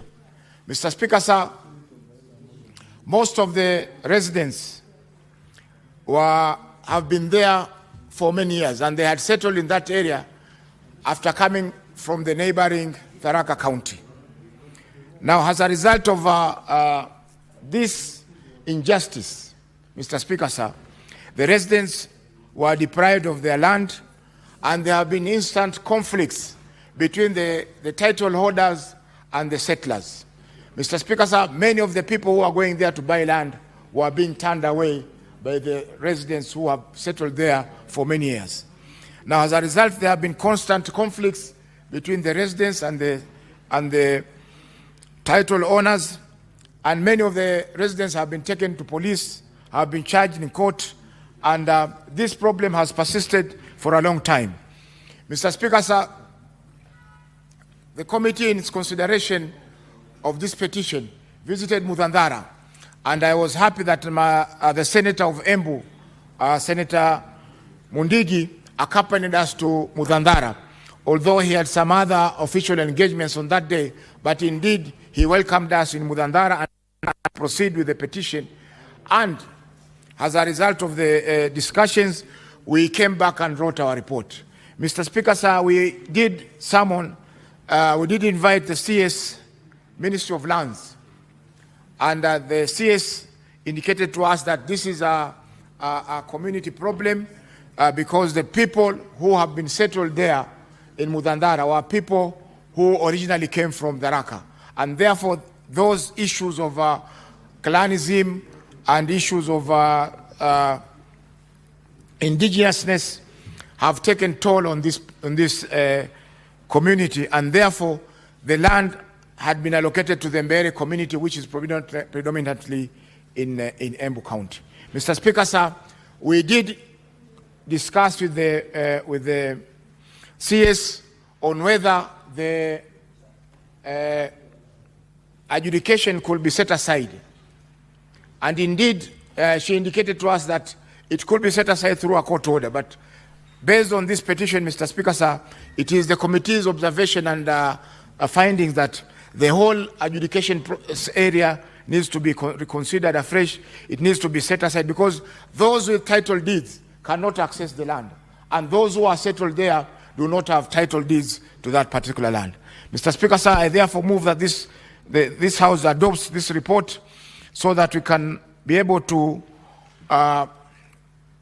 put it to the Ministry of Lands to be able to nullify this adjudication so that those who are properly entitled to this land will be able to have titles and will be able to develop this land for posterity. Mr. Speaker, sir, I invite Senator Beatrice Ogola, a member of this committee, to second the report. Thank you, Mr. Speaker, sir. Thank you, Honorable Speaker.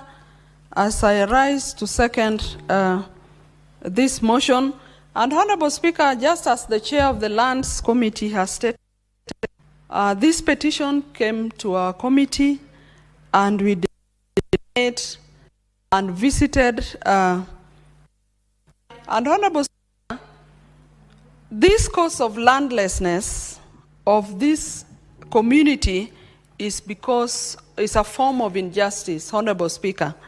As the chair, the people holding the titles, Honorable Speaker, which then legally points to ownership, is not the actual people that are settled on the ground. And because of certain historical issues, because the Tharakas are settled in that area. Honorable Speaker, adjudication in this country has at some point is the source of the cases of land cases that we have in this country. And Honorable Speaker, the people who are settled there, physically settled in the land, as has been stated, have no titles.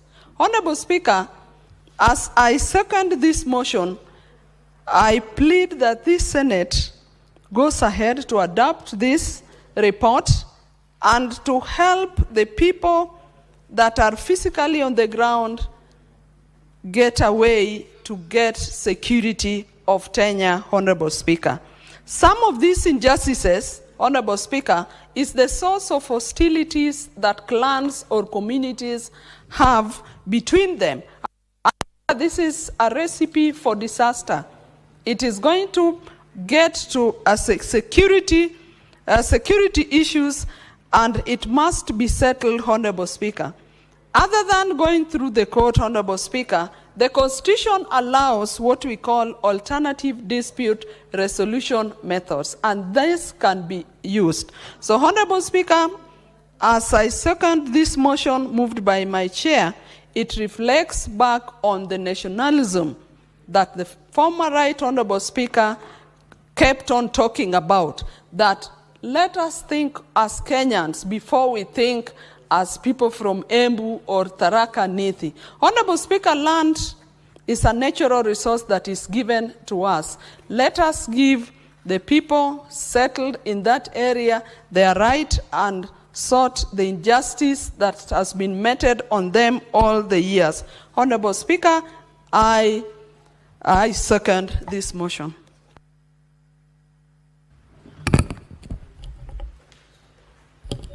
Honorable Senators, I propose the question that the Senate adopts the report of the Standing Committee on Land, Environment and Natural Resources on a petition to the Senate by Mr. Peter Kagwa Runyaga regarding the plight of the landrace in Mudandara, Embu County, laid on the table of the Senate on Tuesday, 7th October 2025.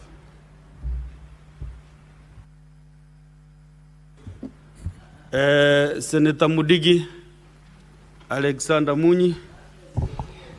Asante Bwana Spika kwa kunipa nafasi niweze kuchangia mjadala ambaye ni wa masamba katika kule county ya Embu, na nashukuru sana kwa sababu kamati ya land imefanya kazi nzuri, kwa sababu mimi siku ile walikuwa nakuja huko Embu nilikuwa mambo mengi, lakini siku hiyo Bwana Spika nilikubali tukaenda nao mpaka kule Mudandara. Mimi Bwana Spika nakumbuka vizuri wakati wa siasa kuweza kufika ile Mudandara, na wale watu ni watu wako na kura zao, na ni watu wamekaa pale miaka mingi, kwa sababu wengine wana complain walikaa kama miaka 60. Bwana Spika, yangu ni kusema wakati tulikuwa na kikao na watu wa radi, Bwana Spika, wale watu walitamuka, walisema masamba iko pale. Mimi nikaelewa ni kama wakati wa zamani, Bwana Spika, ile eneo ni kama watu walikuwa wamekataa kwenda pale, lakini wakati wale watu walikuwa wanaganya masamba Safia ni kama walienda wakaona huko hakuna watu na wakapatia watu kidogo, kwa sababu nisikia kuna mtu mmoja watu karibu 4. Mmoja ni Walia ako na eka karibu 100, na mwingine Kikuyu ako na karibu 100, na mwingine Mumbere ako na karibu 100. Kwa hiyo ni karibu eka karibu 500, Bwana Spika. Na wakati wale watu walienda wakapatiwa ile masamba waliondoka pale, na wengine wale wako na kama eka 100 waliusia bangi zingine. Bwana Spika, mimi ilikuwa ni kitu ambaye haikunifurahisha na ni kitu haikufurahisha ile kamati, lakini kama kamati iliona ni vizuri kuweze kuangaliwa njia ile wale watu wanakaa pale waweze kuitwa pamoja na tuweze kufanya amendment ndio waweze kurudi kule chini wale watu wako pale, kwa sababu sheria inasema ukikaa pahali miaka mingi unafaa upatiwe samba, mwenye samba apatiwe kidogo na wale wengine wapatiwe samba kidogo. Hiyo Bwana Spika, mimi ningesema kulingana na vile kamati iliangalia na kufanya upelelezi. Na Bwana Spika, seneti ya wakati huu, wakati tulichaguliwa mwaka 2002 na tumekuwa tukiangalia mambo mengi sana. Bwana Spika, mambo mengi imefanyika katika nchi yetu ya Kenya.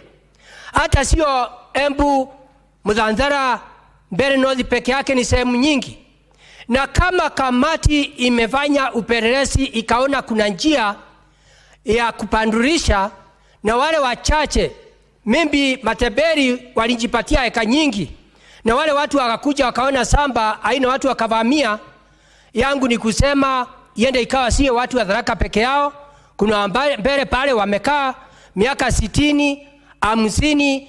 Ningeomba Bwana Spika, kilio yao iweze kuangaliwa, iganywe ile masamba ndio kila mtu aweze kupata kitu kidogo. Kwa sababu Bwana Spika, kama mtu amekaa miaka 60, ule mtu amekaa kilima pale, mwenye samba ule ako na eka 100 hayuko pale, ule mtu ako na watoto shule, ule mwingine ako na duka pale, wengine wanafanya biashara pale kwa miaka mingi, na pia wale watu wako na kura pale ya kwenda kuchaguana kwa hiyo kipindi ya miaka yote.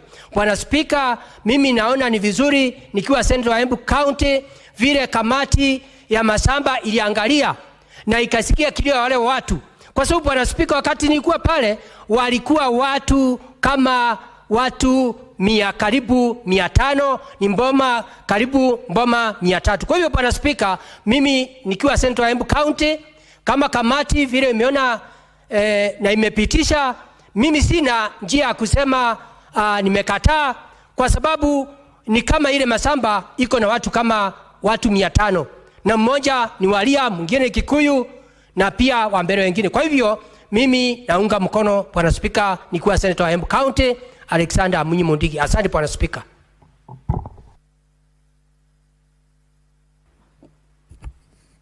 Senator Chelagei,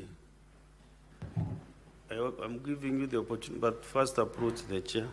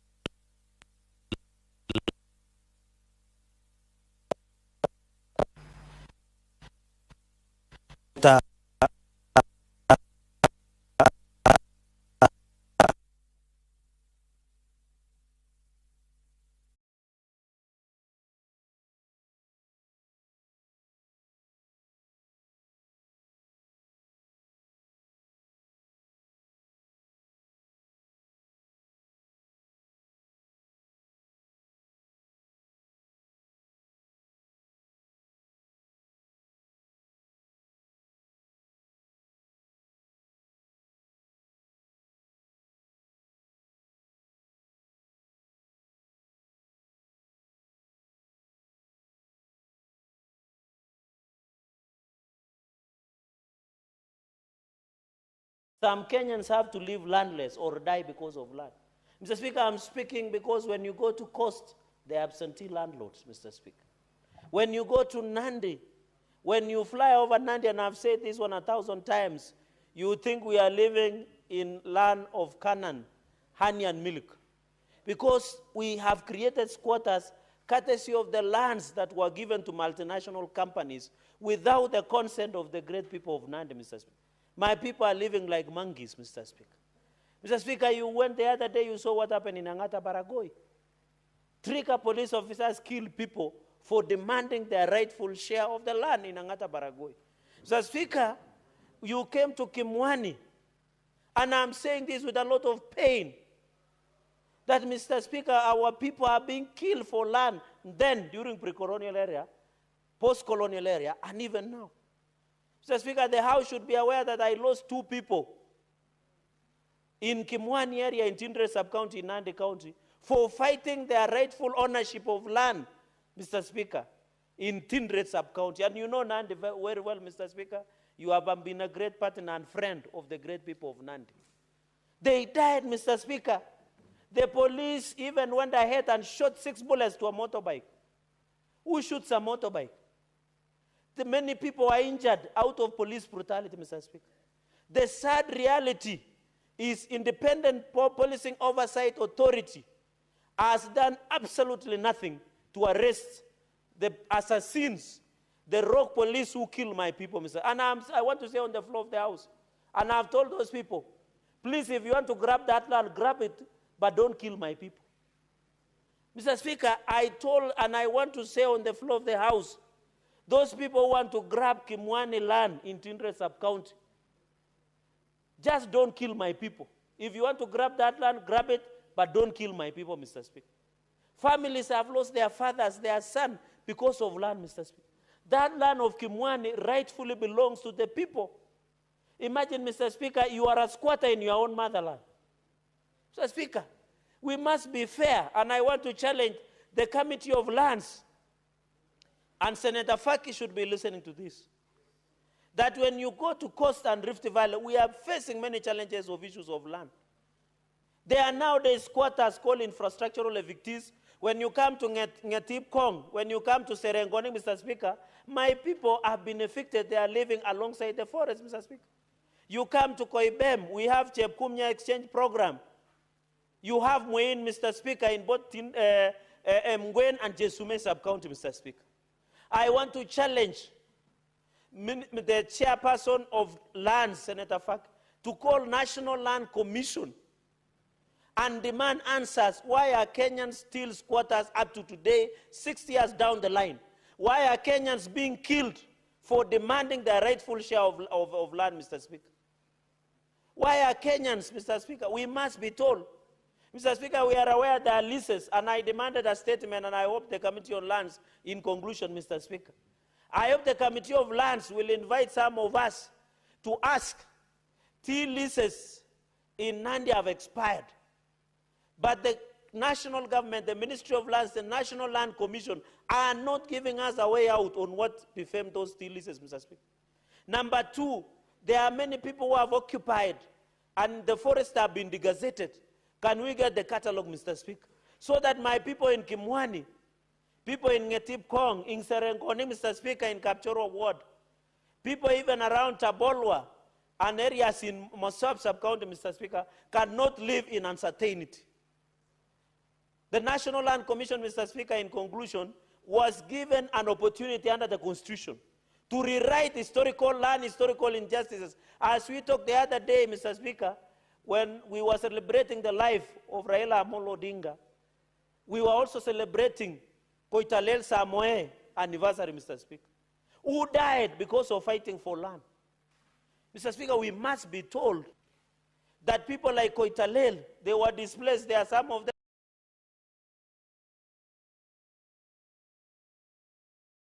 are in Oma Bay. What National Land Commission might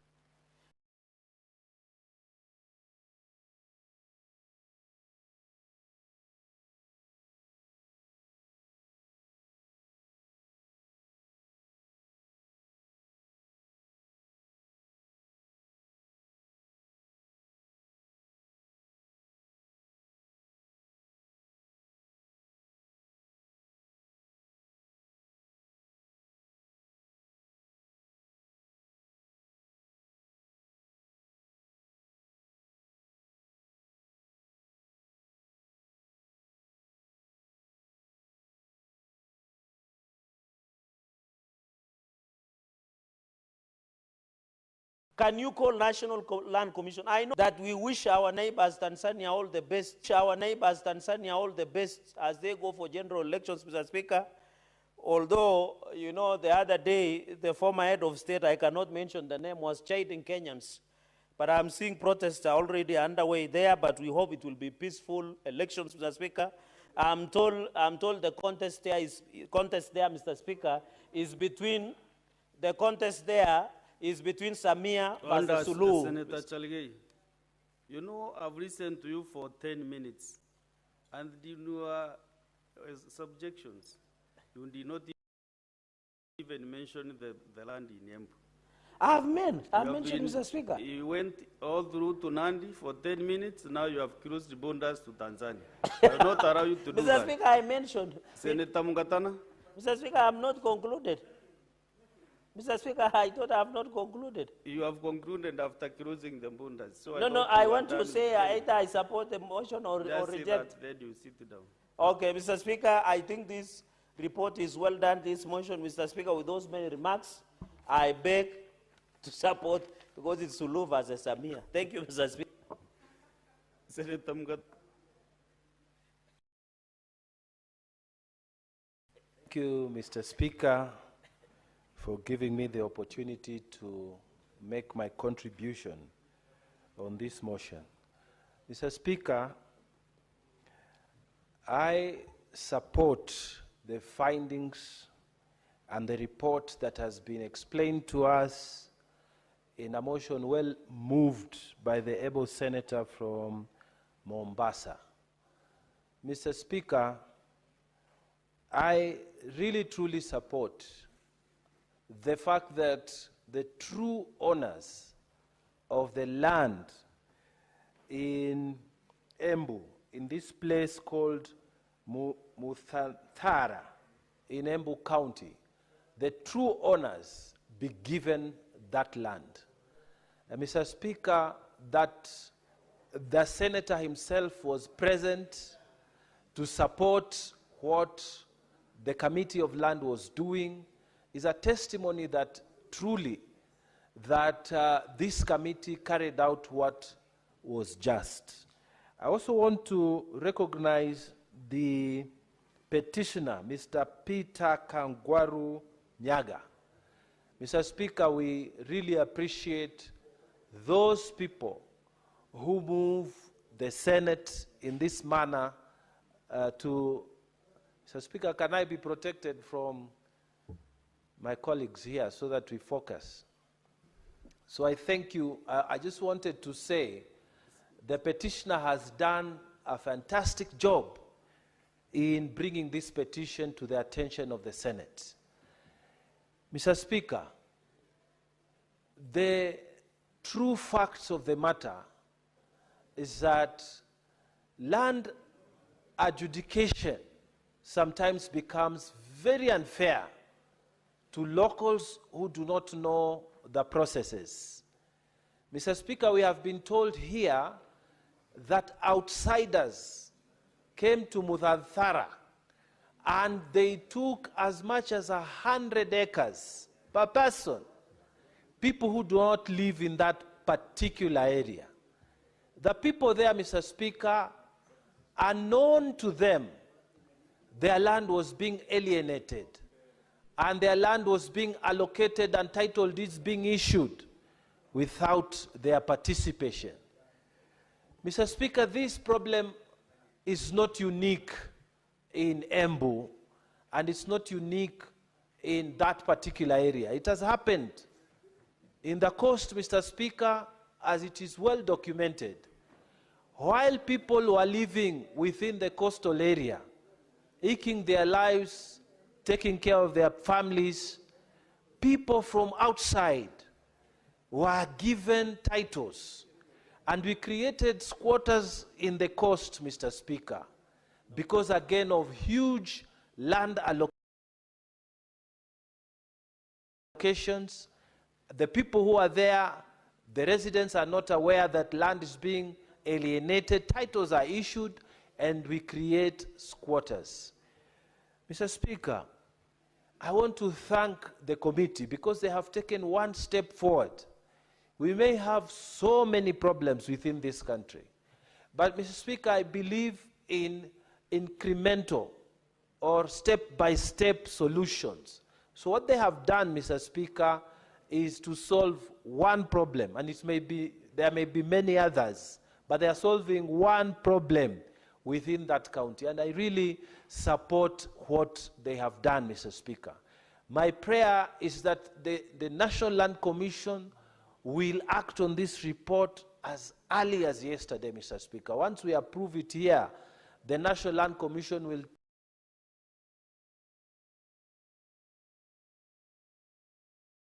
take its mandate seriously and what is the way forward, where in Kenya we have big areas with big areas of lands, and people think this is our land, but it has not been alienated to them, it has not been titled to them.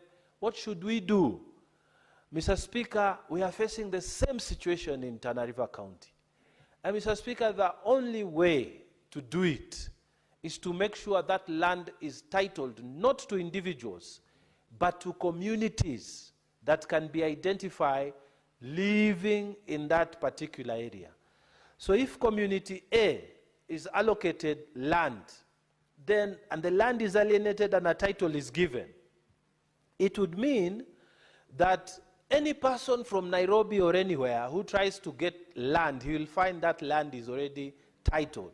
So they have to go to the community for the community to agree to alienate the land for whatever purposes. If it's settlement, if it's investment, they will have to go to the community. And Mr. Speaker, this is the reason I'm taking this floor, to appeal to the National Land Commission, to appeal to the minister in charge of lands and settlement, that Tana River County right now needs a continuation of the process of allocating land to communities, so that community land is allocated to every community that lives in Tana River County. What we don't know, what we don't want is a situation where people from outside, like it has happened here in this petition from Embu, people from outside Embu coming to be given land and be given title. What should happen if the land is not titled? Let the people be given the title. Let the communities that are living there be given title. And Mr. Speaker, I must say, the current minister who is in charge of land had started this process of giving communities in Tana River title deeds. And I appreciate the work he has done, she has done. But somewhere along the way, we have not seen other communities within Tana River being given the land. And the land is still bare. And the problem with that is that people can come there and practice grabiosis to the detriment of the people.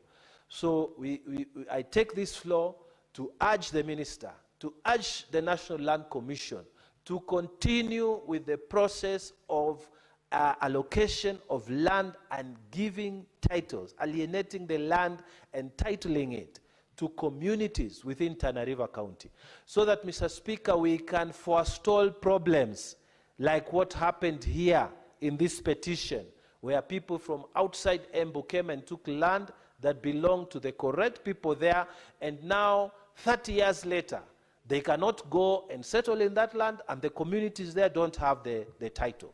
So, Mr. Speaker, I really want to thank the committee for what they have done.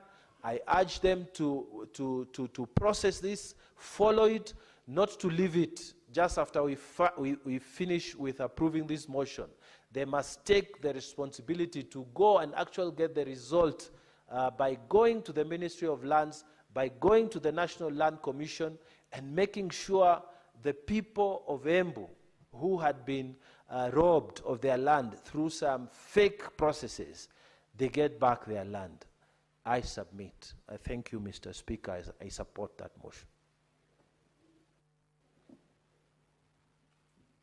I now want to call the mover to reply.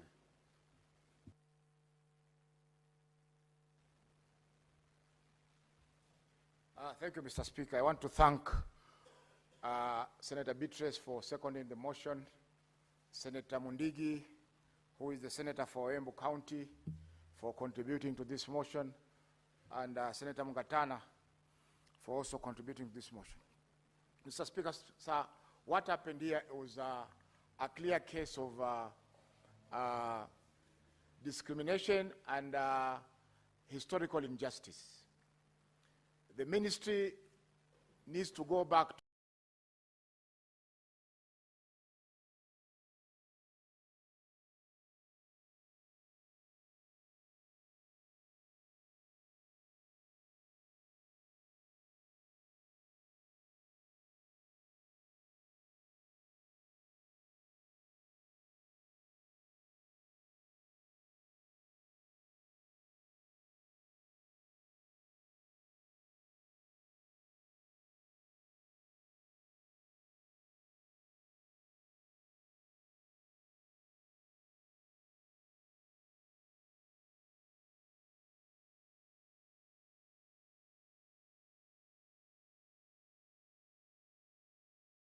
to the ground, and we can be able to come to now and be able to deal with the issue the way we went to Embu. On Monday this week, we were in Meru, where the Deputy Speaker is the Senator, and people were happy. So we need to be moved as a committee to be able to deal with these issues, and we are ready at any time to be able to deal with the issues of land as quickly as possible. Thank you, Senator Mugatana. Also, if there's any government land in Tana River which has not been alienated, please present a petition here, and because the government had vowed to deal with the problem of squatters, we can be able to deal with the issue in as soon as possible. Mr. Speaker, sir, I pursuant to Standing Order number 66.3, I request for the deferment of putting of the question to a later date. Thank you. Okay, thank you. Next, Onda. Order number 19, motion.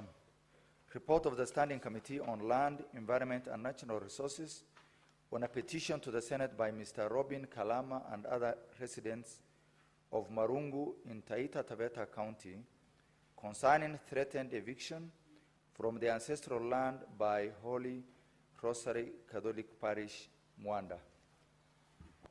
Mr. Chair runs. Thank you, Mr. Speaker. Mr. Speaker,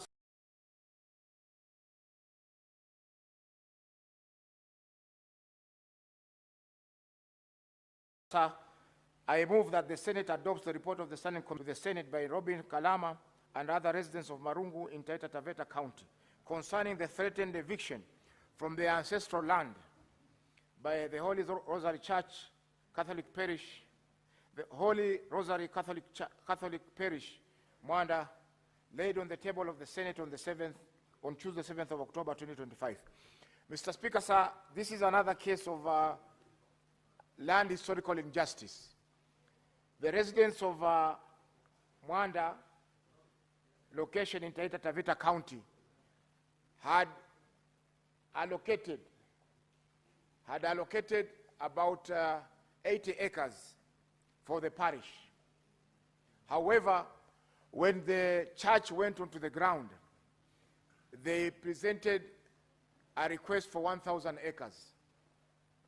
They presented a request for 1,000 acres, and the 1,000 acres was supposed to be used for the following: administrative center, 2 acres, nursery school and related facilities, 5 acres, primary school with related facilities, including school demonstration farm, 30 acres, secondary school and related activities, 65 acres, vocation center and related facilities, 20 acres, health center, 5 acres, farms, number of families, each with a household family of 4 acres, 80 acres, staff farm,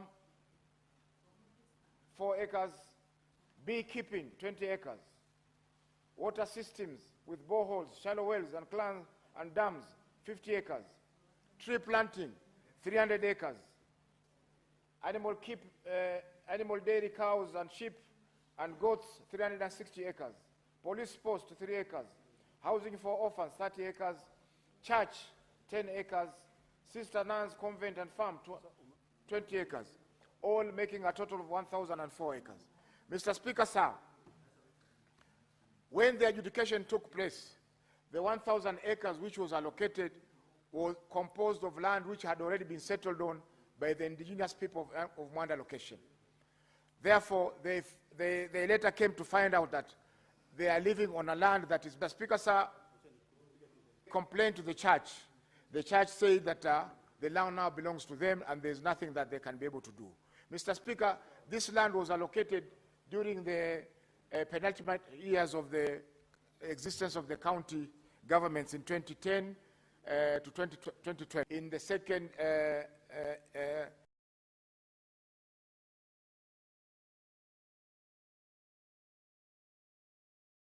in the year 2019 by the national government, was issued in the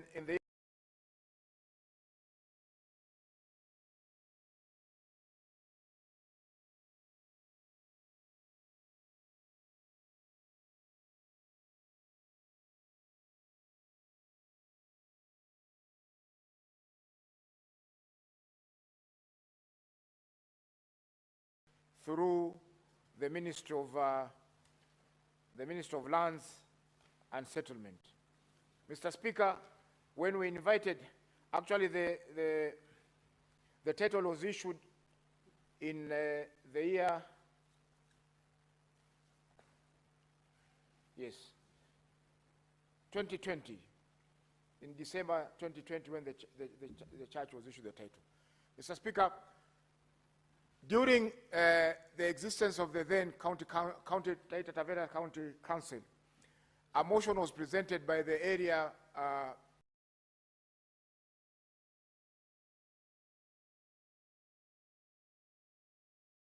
councillor for the excisement of, and we invited them to review this grant, because obviously there is some injustice, because already that land which was part of the land which was located belongs to the indigenous people of Mwanda, and who have nowhere to go as a result of this allocation.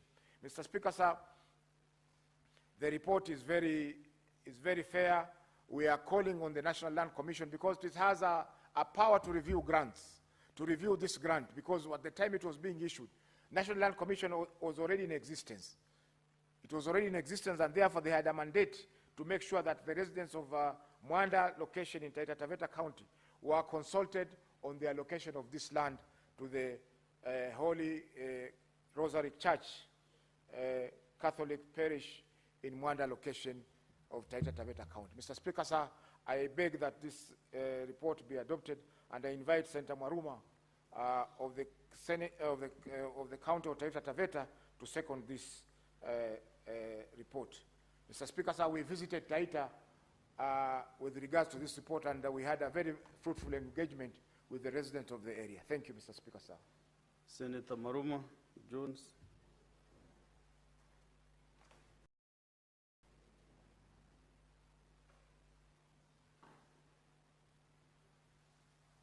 Yeah, thank you, Mr. Speaker, for this opportunity to second this motion on the petition by Robin Kalama, who represented the residents of Marungu. Marungu is in Mwanamgangi ward, Mr. Speaker. It is true that the Catholic Holy Rosary Parish of Mwanda approached the people of Marungu wanting to be given land for some development. And as the chair has explained, they came up with a very good land use plan. But when they went to the ground, they had requested for 75 acres, which the residents agreed to. But when the MCA representing Mwanamgangi ward presented the request for land, he requested for 1,000 acres. And the minutes that were provided by the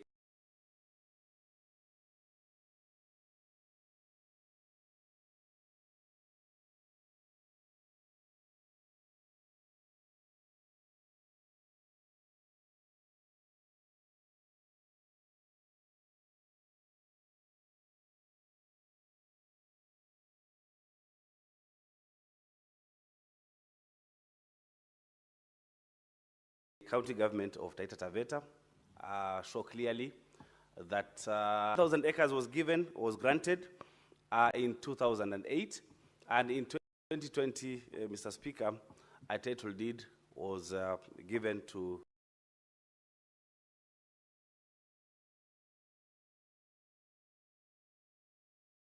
the church.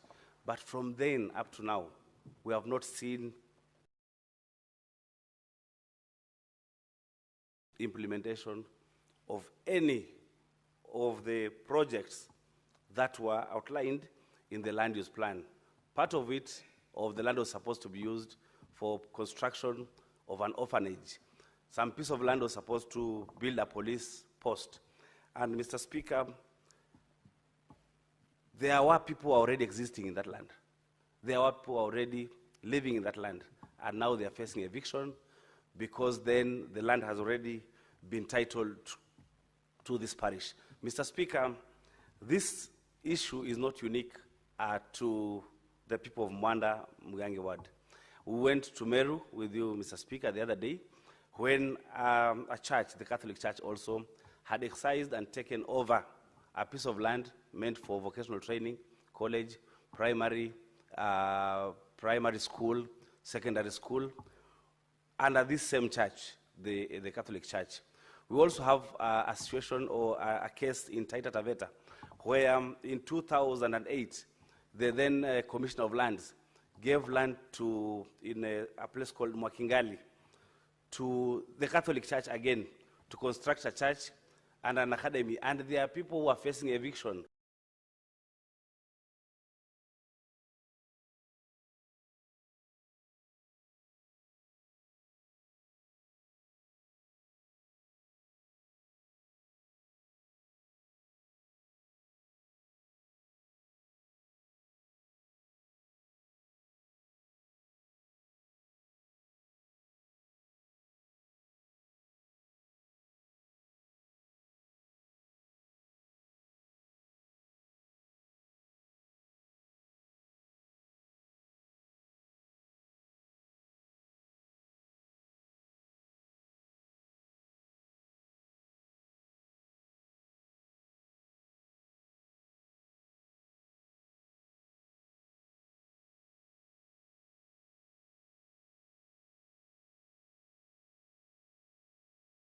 Over 500 of them.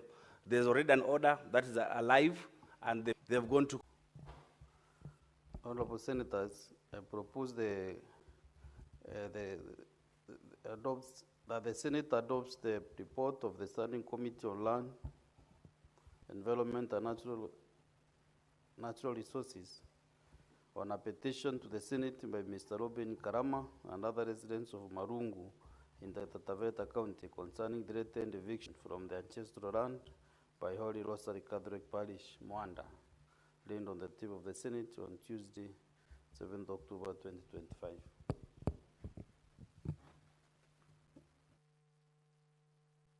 Senator Chimera, on this motion. Asante sana Bwana Spika, kwa fursa hii niweze kutoa mchango wangu kwa ripoti hii ambayo iko mbele yetu leo hii. Bwana Spika, kwanza niipongeze kamati hii ya swala la ardhi ikiongozwa na seneta ambaye ninamheshimu sana, mzee wangu Mheshimiwa Seneta Mohamed Faki kutoka kaunti jirani ya Mombasa, vile vile na wale wanakamati wote ndani ya kamati hii kwa kazi nzuri ambayo wameifanya. Bwana Spika, ukiangalia taratibu leo ya biashara ya bunge hii, Bwana Spika, utaona kwamba ripoti nyingi leo zinaweza kuwasilishwa hapa bungeni na kamati hii ya Mheshimiwa Faki kuhusu ardhi, wakiweza kuwasilisha ripoti kadhaa wa kadhaa la swala la ardhi. Bwana Spika, katika maisha yangu mimi nimekuwa nikifikiri kwamba swala hili lote la ardhi, kukosa vyeti vya ardhi, kufurushwa kwa wananchi wetu, nilifikiria ni swala ambalo liko pwani peke yake, Bwana Spika. Lakini ninashangazwa kuona kwamba pia wenzetu kutoka kaunti ya Embu, kutoka kaunti ya Kisii, Bwana Spika, na hata vile vile kaunti ya Mombasa, ndugu yangu Wanafaki, pia wao wana shida kubwa ya swala hili la ardhi, Bwana Spika. Kweli donda hili la ardhi limekuwa donda sugu, Bwana Spika, na hivyo basi ni nafasi kuu ya serikali hii kuweza kuhakikisha kwamba swala la ardhi ndani ya nchi hii, sio pwani pekee, Bwana Spika, kwa sababu mara mingi tumekuwa tukilia hapa kama viongozi wa pwani kwamba siku nyingi wa pwani tumekuwa watu ambao tunaitwa maskota, Bwana Spika, mpaka tumezoea. Mimi mwenyewe, Bwana Spika, ninapozungumza hapa, mimi ni skota pale Kwale, Bwana Spika, na mimi ni kiongozi, Bwana Spika. Kwa hivyo niseme ni furaha kwamba tuko wengi, kwamba ni nchi nzima inalilia swala hili, Bwana Spika, na Waswahili husema kilio cha wengi huwa ni harusi. Kwa hivyo nina imani kupitia taarifa hii na ripoti hizi, Bwana Spika, hususan hii ya Mwanda pale Taita Taveta, kwa sababu ni mahali ambapo nimekwenda, Bwana Spika, na pia kuna ndugu zetu kutoka Kwale pia wanakaa pale Mwanda, na wana hatari hii ya kufurushwa kwao kwa sababu ya swala lote hili radhi, Bwana Spika. Bwana Spika, vile vile pia tu nikirudi nyumbani niseme kwamba swala hili pia limekithiri sana katika kaunti yangu ya Kwale, Bwana Spika. Bwana Spika, ni mara nyingi sana mimi mwenyewe binafsi hapa nimeuliza taarifa kuhusu mashamba mengi ndani ya Kwale hii. Hivi majuzi, Bwana Spika, ni kutaarifu tu kwamba kuna wakazi wa sehemu inaitwa Wasini, Bwana Spika. Wameishi pale miaka 50, zaidi ya miaka 50, Bwana Spika, wakijua pale ndio kwao, Bwana Spika. Lakini leo hii, Bwana Spika, kuna watu binafsi ama familia binafsi, na kwa sababu niko katika bunge hili leo na ninatetewa kisheria kwamba naweza taja majina, Bwana Spika, familia ya Sagaf, Bwana Spika, wameweza kupata cheti cha ardhi ya Wasini pasipo kuwahusisha wananchi wa Wasini, pasipo kuhusisha viongozi wa kaunti ya Kwale, pasipo kuhusisha serikali yetu ya kaunti. Lakini wao leo hii, Bwana Spika, wanasema wanamiliki ardhi ya Wasini, Bwana Spika. Vile vile, Bwana Spika, ninavyozungumza leo hii, ipo hatari kuu sana ya wananchi wa sehemu ya kule Kuranze, eneo bunge la Kinango, Bwana Spika, ambapo wenyeji wana wasiwasi kwamba wakati wowote wanaweza furushwa kutoka eneo lile, kwa sababu inasemekana yupo wenyenye ambaye anamiliki ardhi ile, Bwana Spika. Na Bwana Spika, nataka niombe serikali zetu za kaunti.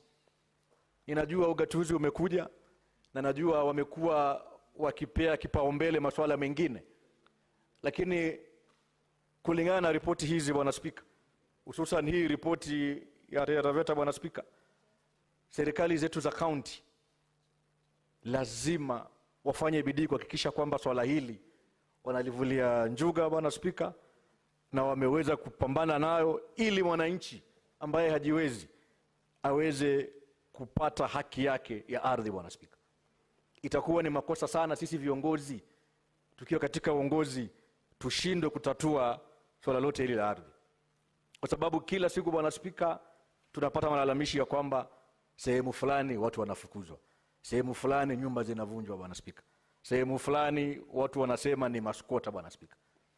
Hadithi hii ya uskota, Bwana Spika, nafikiri inafaa ifike kikomo, na nimshukuru sana Senator Faki kwa kazi nzuri hii, kwa kujitolea kuhakikisha kwamba wapo tayari kusafiri katika kila kona ya nchi hii kumsikiza mwananchi na kuhakikisha kwamba anapata haki yake kupitia kamati yake.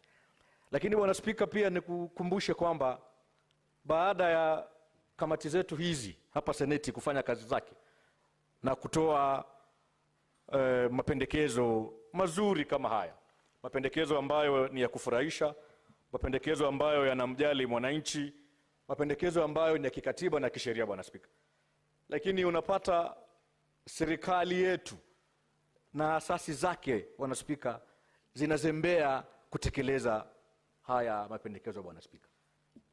Itakuwa tumepoteza fedha nyingi za kiserikali, tumepoteza muda mwingi ambapo pengine Mheshimiwa Faki na kamati yake wangefanya mambo yao ya kibinafsi, pengine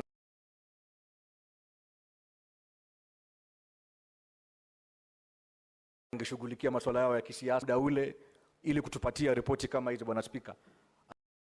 Alafu wale ambao wana jukumu la kutekeleza, Bwana Spika, wanashindwa kutekeleza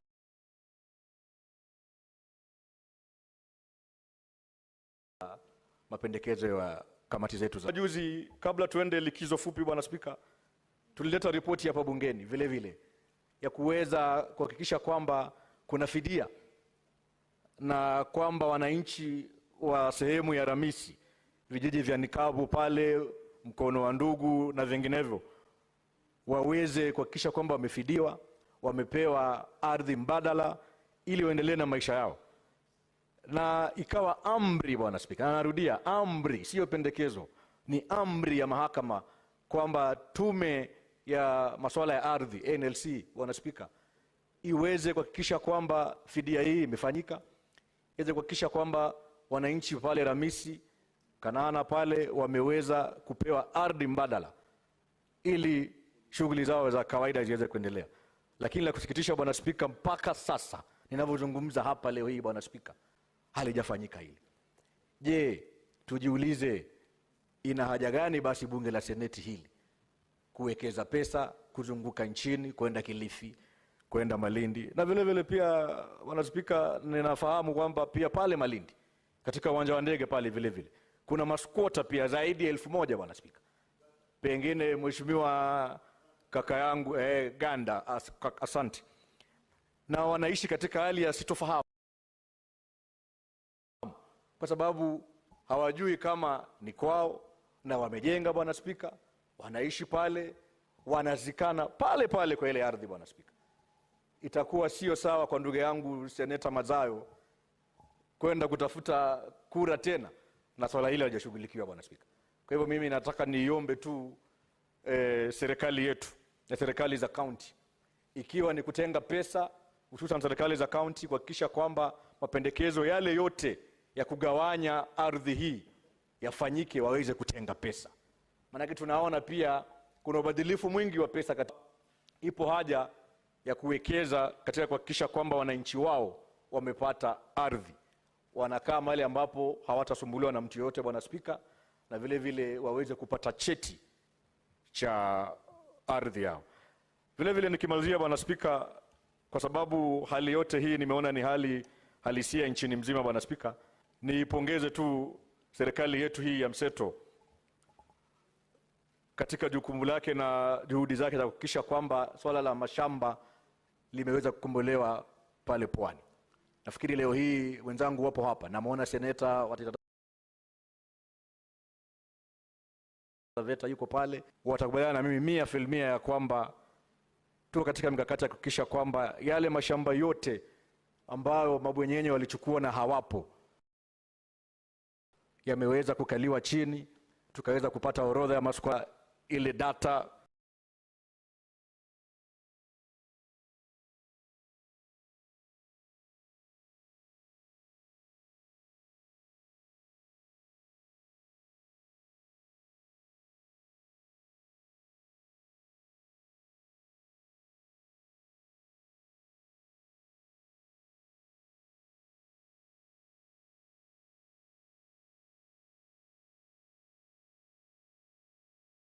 kwa afisi ambazo zinahusika na serikali kuu iwezi, nitaweza kuhakikisha kwamba imefika pale Wasini, Kwale County, pia kuchunguza ile hatari ambayo iko pale Wasini kuhusiana na swala zima la ardhi. Asante sana Bwana Spika. Senate Minority Leader, Senator Mazayo. Asante sana mstahiki Spika. Mstahiki Spika, mimi pia nataka kuungana na ndugu zangu maseneta ambao wamechangia mswada huu wa mashamba. Kama inavyojulikana katika Kenya mzima, kama kuna mahali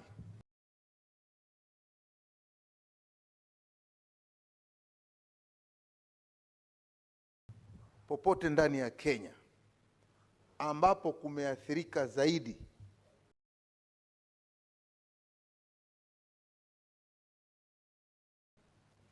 ni mkondo ama ni sehemu za pwani. Mashamba yamechukuliwa kwa hali ya dhulma. Mashamba yao yameweza kuchukuliwa kwa title ambazo ni fake, title bandia. Tokea jadi watu wamekuwa wakiandika ma title bandia, wakija wakifurusha wakaaji wa pale bila kujali maslahi yao, ama makaburi ama makanisa ama misikiti ambayo iko katika yale maeneo. Mstahiki Spika, utaona ya kwamba sasa katika upande huu wa kule Taita Taveta nataka kujumuika na party leader wangu anapita, kwa hiyo lazima ni patie heshima ya kutosha na taadhima. Kwa hiyo Bwana Spika, mimi nataka kusema tu ya kwamba kwa upande wa Taita vile vile ni watu wameathirika. Kwanza kuathirika na wanyama ambao wanaingia ndani ya mashamba kama vile tunavyoona, na vile vile wale wakaaji wa pale yale mashamba yao kuweza kuchukuliwa, hususan na watu ambao wanajua kabisa vitendo wanavyofanya ndani ya wizara ya mashamba ni ukorofi, ni wizi na ni ufisadi. Bwana Spika, utaona ya kwamba kwa shamba hili la hawa watu wa Marungu katika Taita Taveta, hii yote iliyofanyika hapa ni dhulma. Kwa hiyo sisi tunaona katika maono ambayo tunaangalia kwa sawa, ingekuwa vema wale wa Taita wenyewe wanaoketi katika yale maeneo waweze kupewa hayo mashamba, na hilo jukumu hilo hivi sasa likiwa ndani ya Senate, tuna imani ya kwamba kupitia kwa kiongozi ama mwenyekiti yule anayeangalia juu ya kamati ile ya mashamba, ndugu yetu Mohamed Faki, ni kwamba atie mkazo zaidi kuona ya kwamba baada ya hapa haya mambo si ya kulalia, haya mambo si ya kulala, ni ya kuendelea mbele, kuhakikisha watu wa Taita Taveta waweze kupata haki yao. Vile vile Bwana Spika, tukisema hivyo ni kwamba mbuga nyingi sana, ukiangalia mbuga za kule Kilifi, hususan pande wa Mtwapa, ukija pande wa Shariani, ukienda upande wa Vipingo, ukienda upande ule wa kule katika Kilifi Gold, na hatimaye uende juu kabisa mpaka Kilifi North, Msabaha huko kote, na Malindi, na kupitia Malindi kwenda huko mbele ya Marafa ambao ni eneo la Magarini. Ukiangalia mara nyingi katika hama shamba hayo yamechukuliwa kwa hali ya dhulma.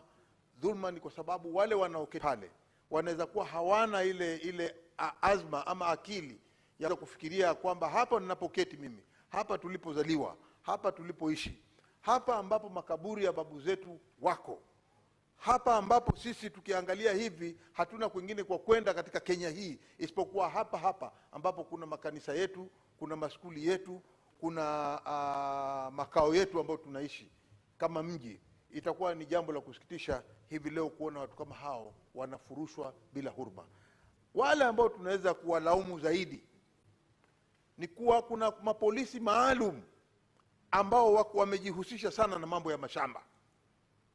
Ikifika saa ya kufurusha watu wakaaji ama wenyeji katika ardhi zao, utaona hao maaskari hao watatoka hata kama ni Mtwapa, waende mpaka Malindi, waende mpaka Magarini, waende mpaka sijui wapi huko, lakini ndani ya Kilifi County utapata hawa wamekuwa ndio majabali sasa wa kufukuza wale locals, kwa sababu wao wanasema tumetumwa sisi, tuko na karatasi ya kotini. Saa nyingine hata wale maaskari hawaangalii kama zile orders wamepewa kwamba ni bandia. Na mara nyingi inatokea kwamba wakitetea wale wana vijiji wanaambiwa wanapata orders ya kwamba hii title haionekani ndani ya wizara ya mashamba. Kwa hiyo tunasema tunataka kuweka mkazo dalili hizi ambazo kamati yetu ya bunge hapa ya Senate ikiongozwa ya mashamba, kamati ya mashamba ikiongozwa na ndugu yetu Mohamed Faki Mwinyi Haji, ni kwamba kuwe na mikakati mizuri iwekwe ili watu waweze kuitwa na kuulizwa maswali, na wakiweza kujibu kisawasawa, ikionekana kwamba kulikuwa na dhulma na mashamba yao yakaandikiwa watu wengine, ama watu wakatoa zile stakabadhi bandia, basi tunaona ya kwamba swala kama hili litatuliwe na Wizara ya Ardhi, kuona ya kwamba watu wanaoishi pale mahali wameregeshewa hadhi zao. Asante Bwana Spika. Now call upon the mover to reply.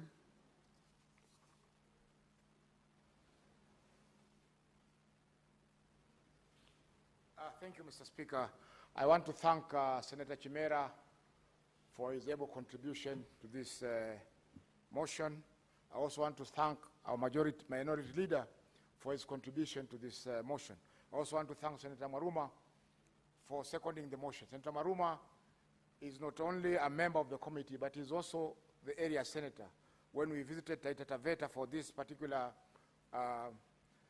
petition, he was very helpful in explaining the issues to us as a committee. Mr. Speaker, sir, as you are aware, the land issue in the coast is very thorny.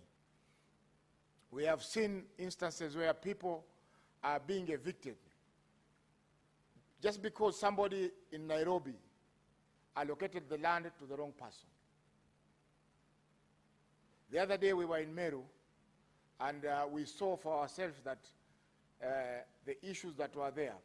The land which was reserved for the public utilities was being appropriated by the church.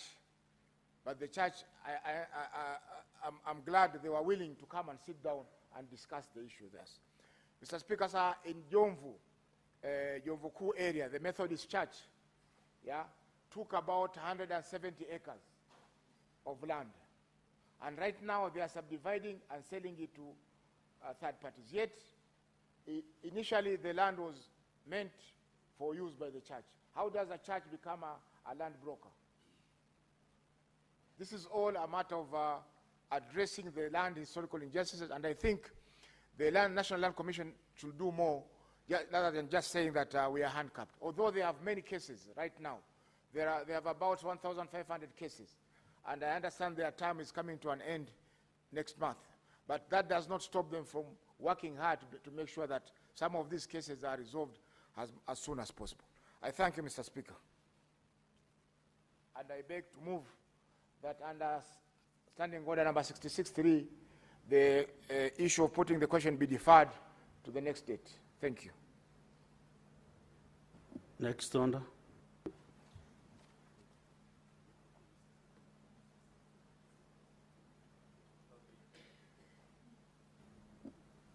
Your request is granted, Chair of the committee.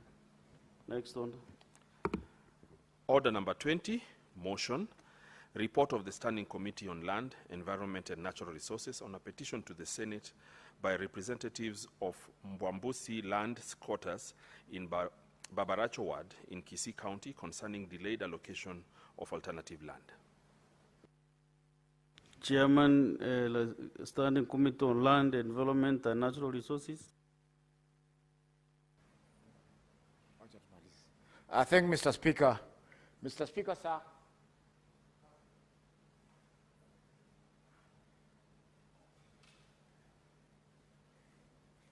Mr. Speaker, sir, I beg to move that the Senate adopts the report of the Standing Committee on Land, Environment and Natural Resources on a petition to the Senate by a representative of the Mabundusi land squatters in Boraracho Ward in Kisii County concerning delayed allocation of alternative land by over resettlement or compensation for the ancestral land that was alienated by the government of Kenya for creation of the Kisii Agricultural Institute and Kisii Farmers Training Center, laid on the table of the Senate on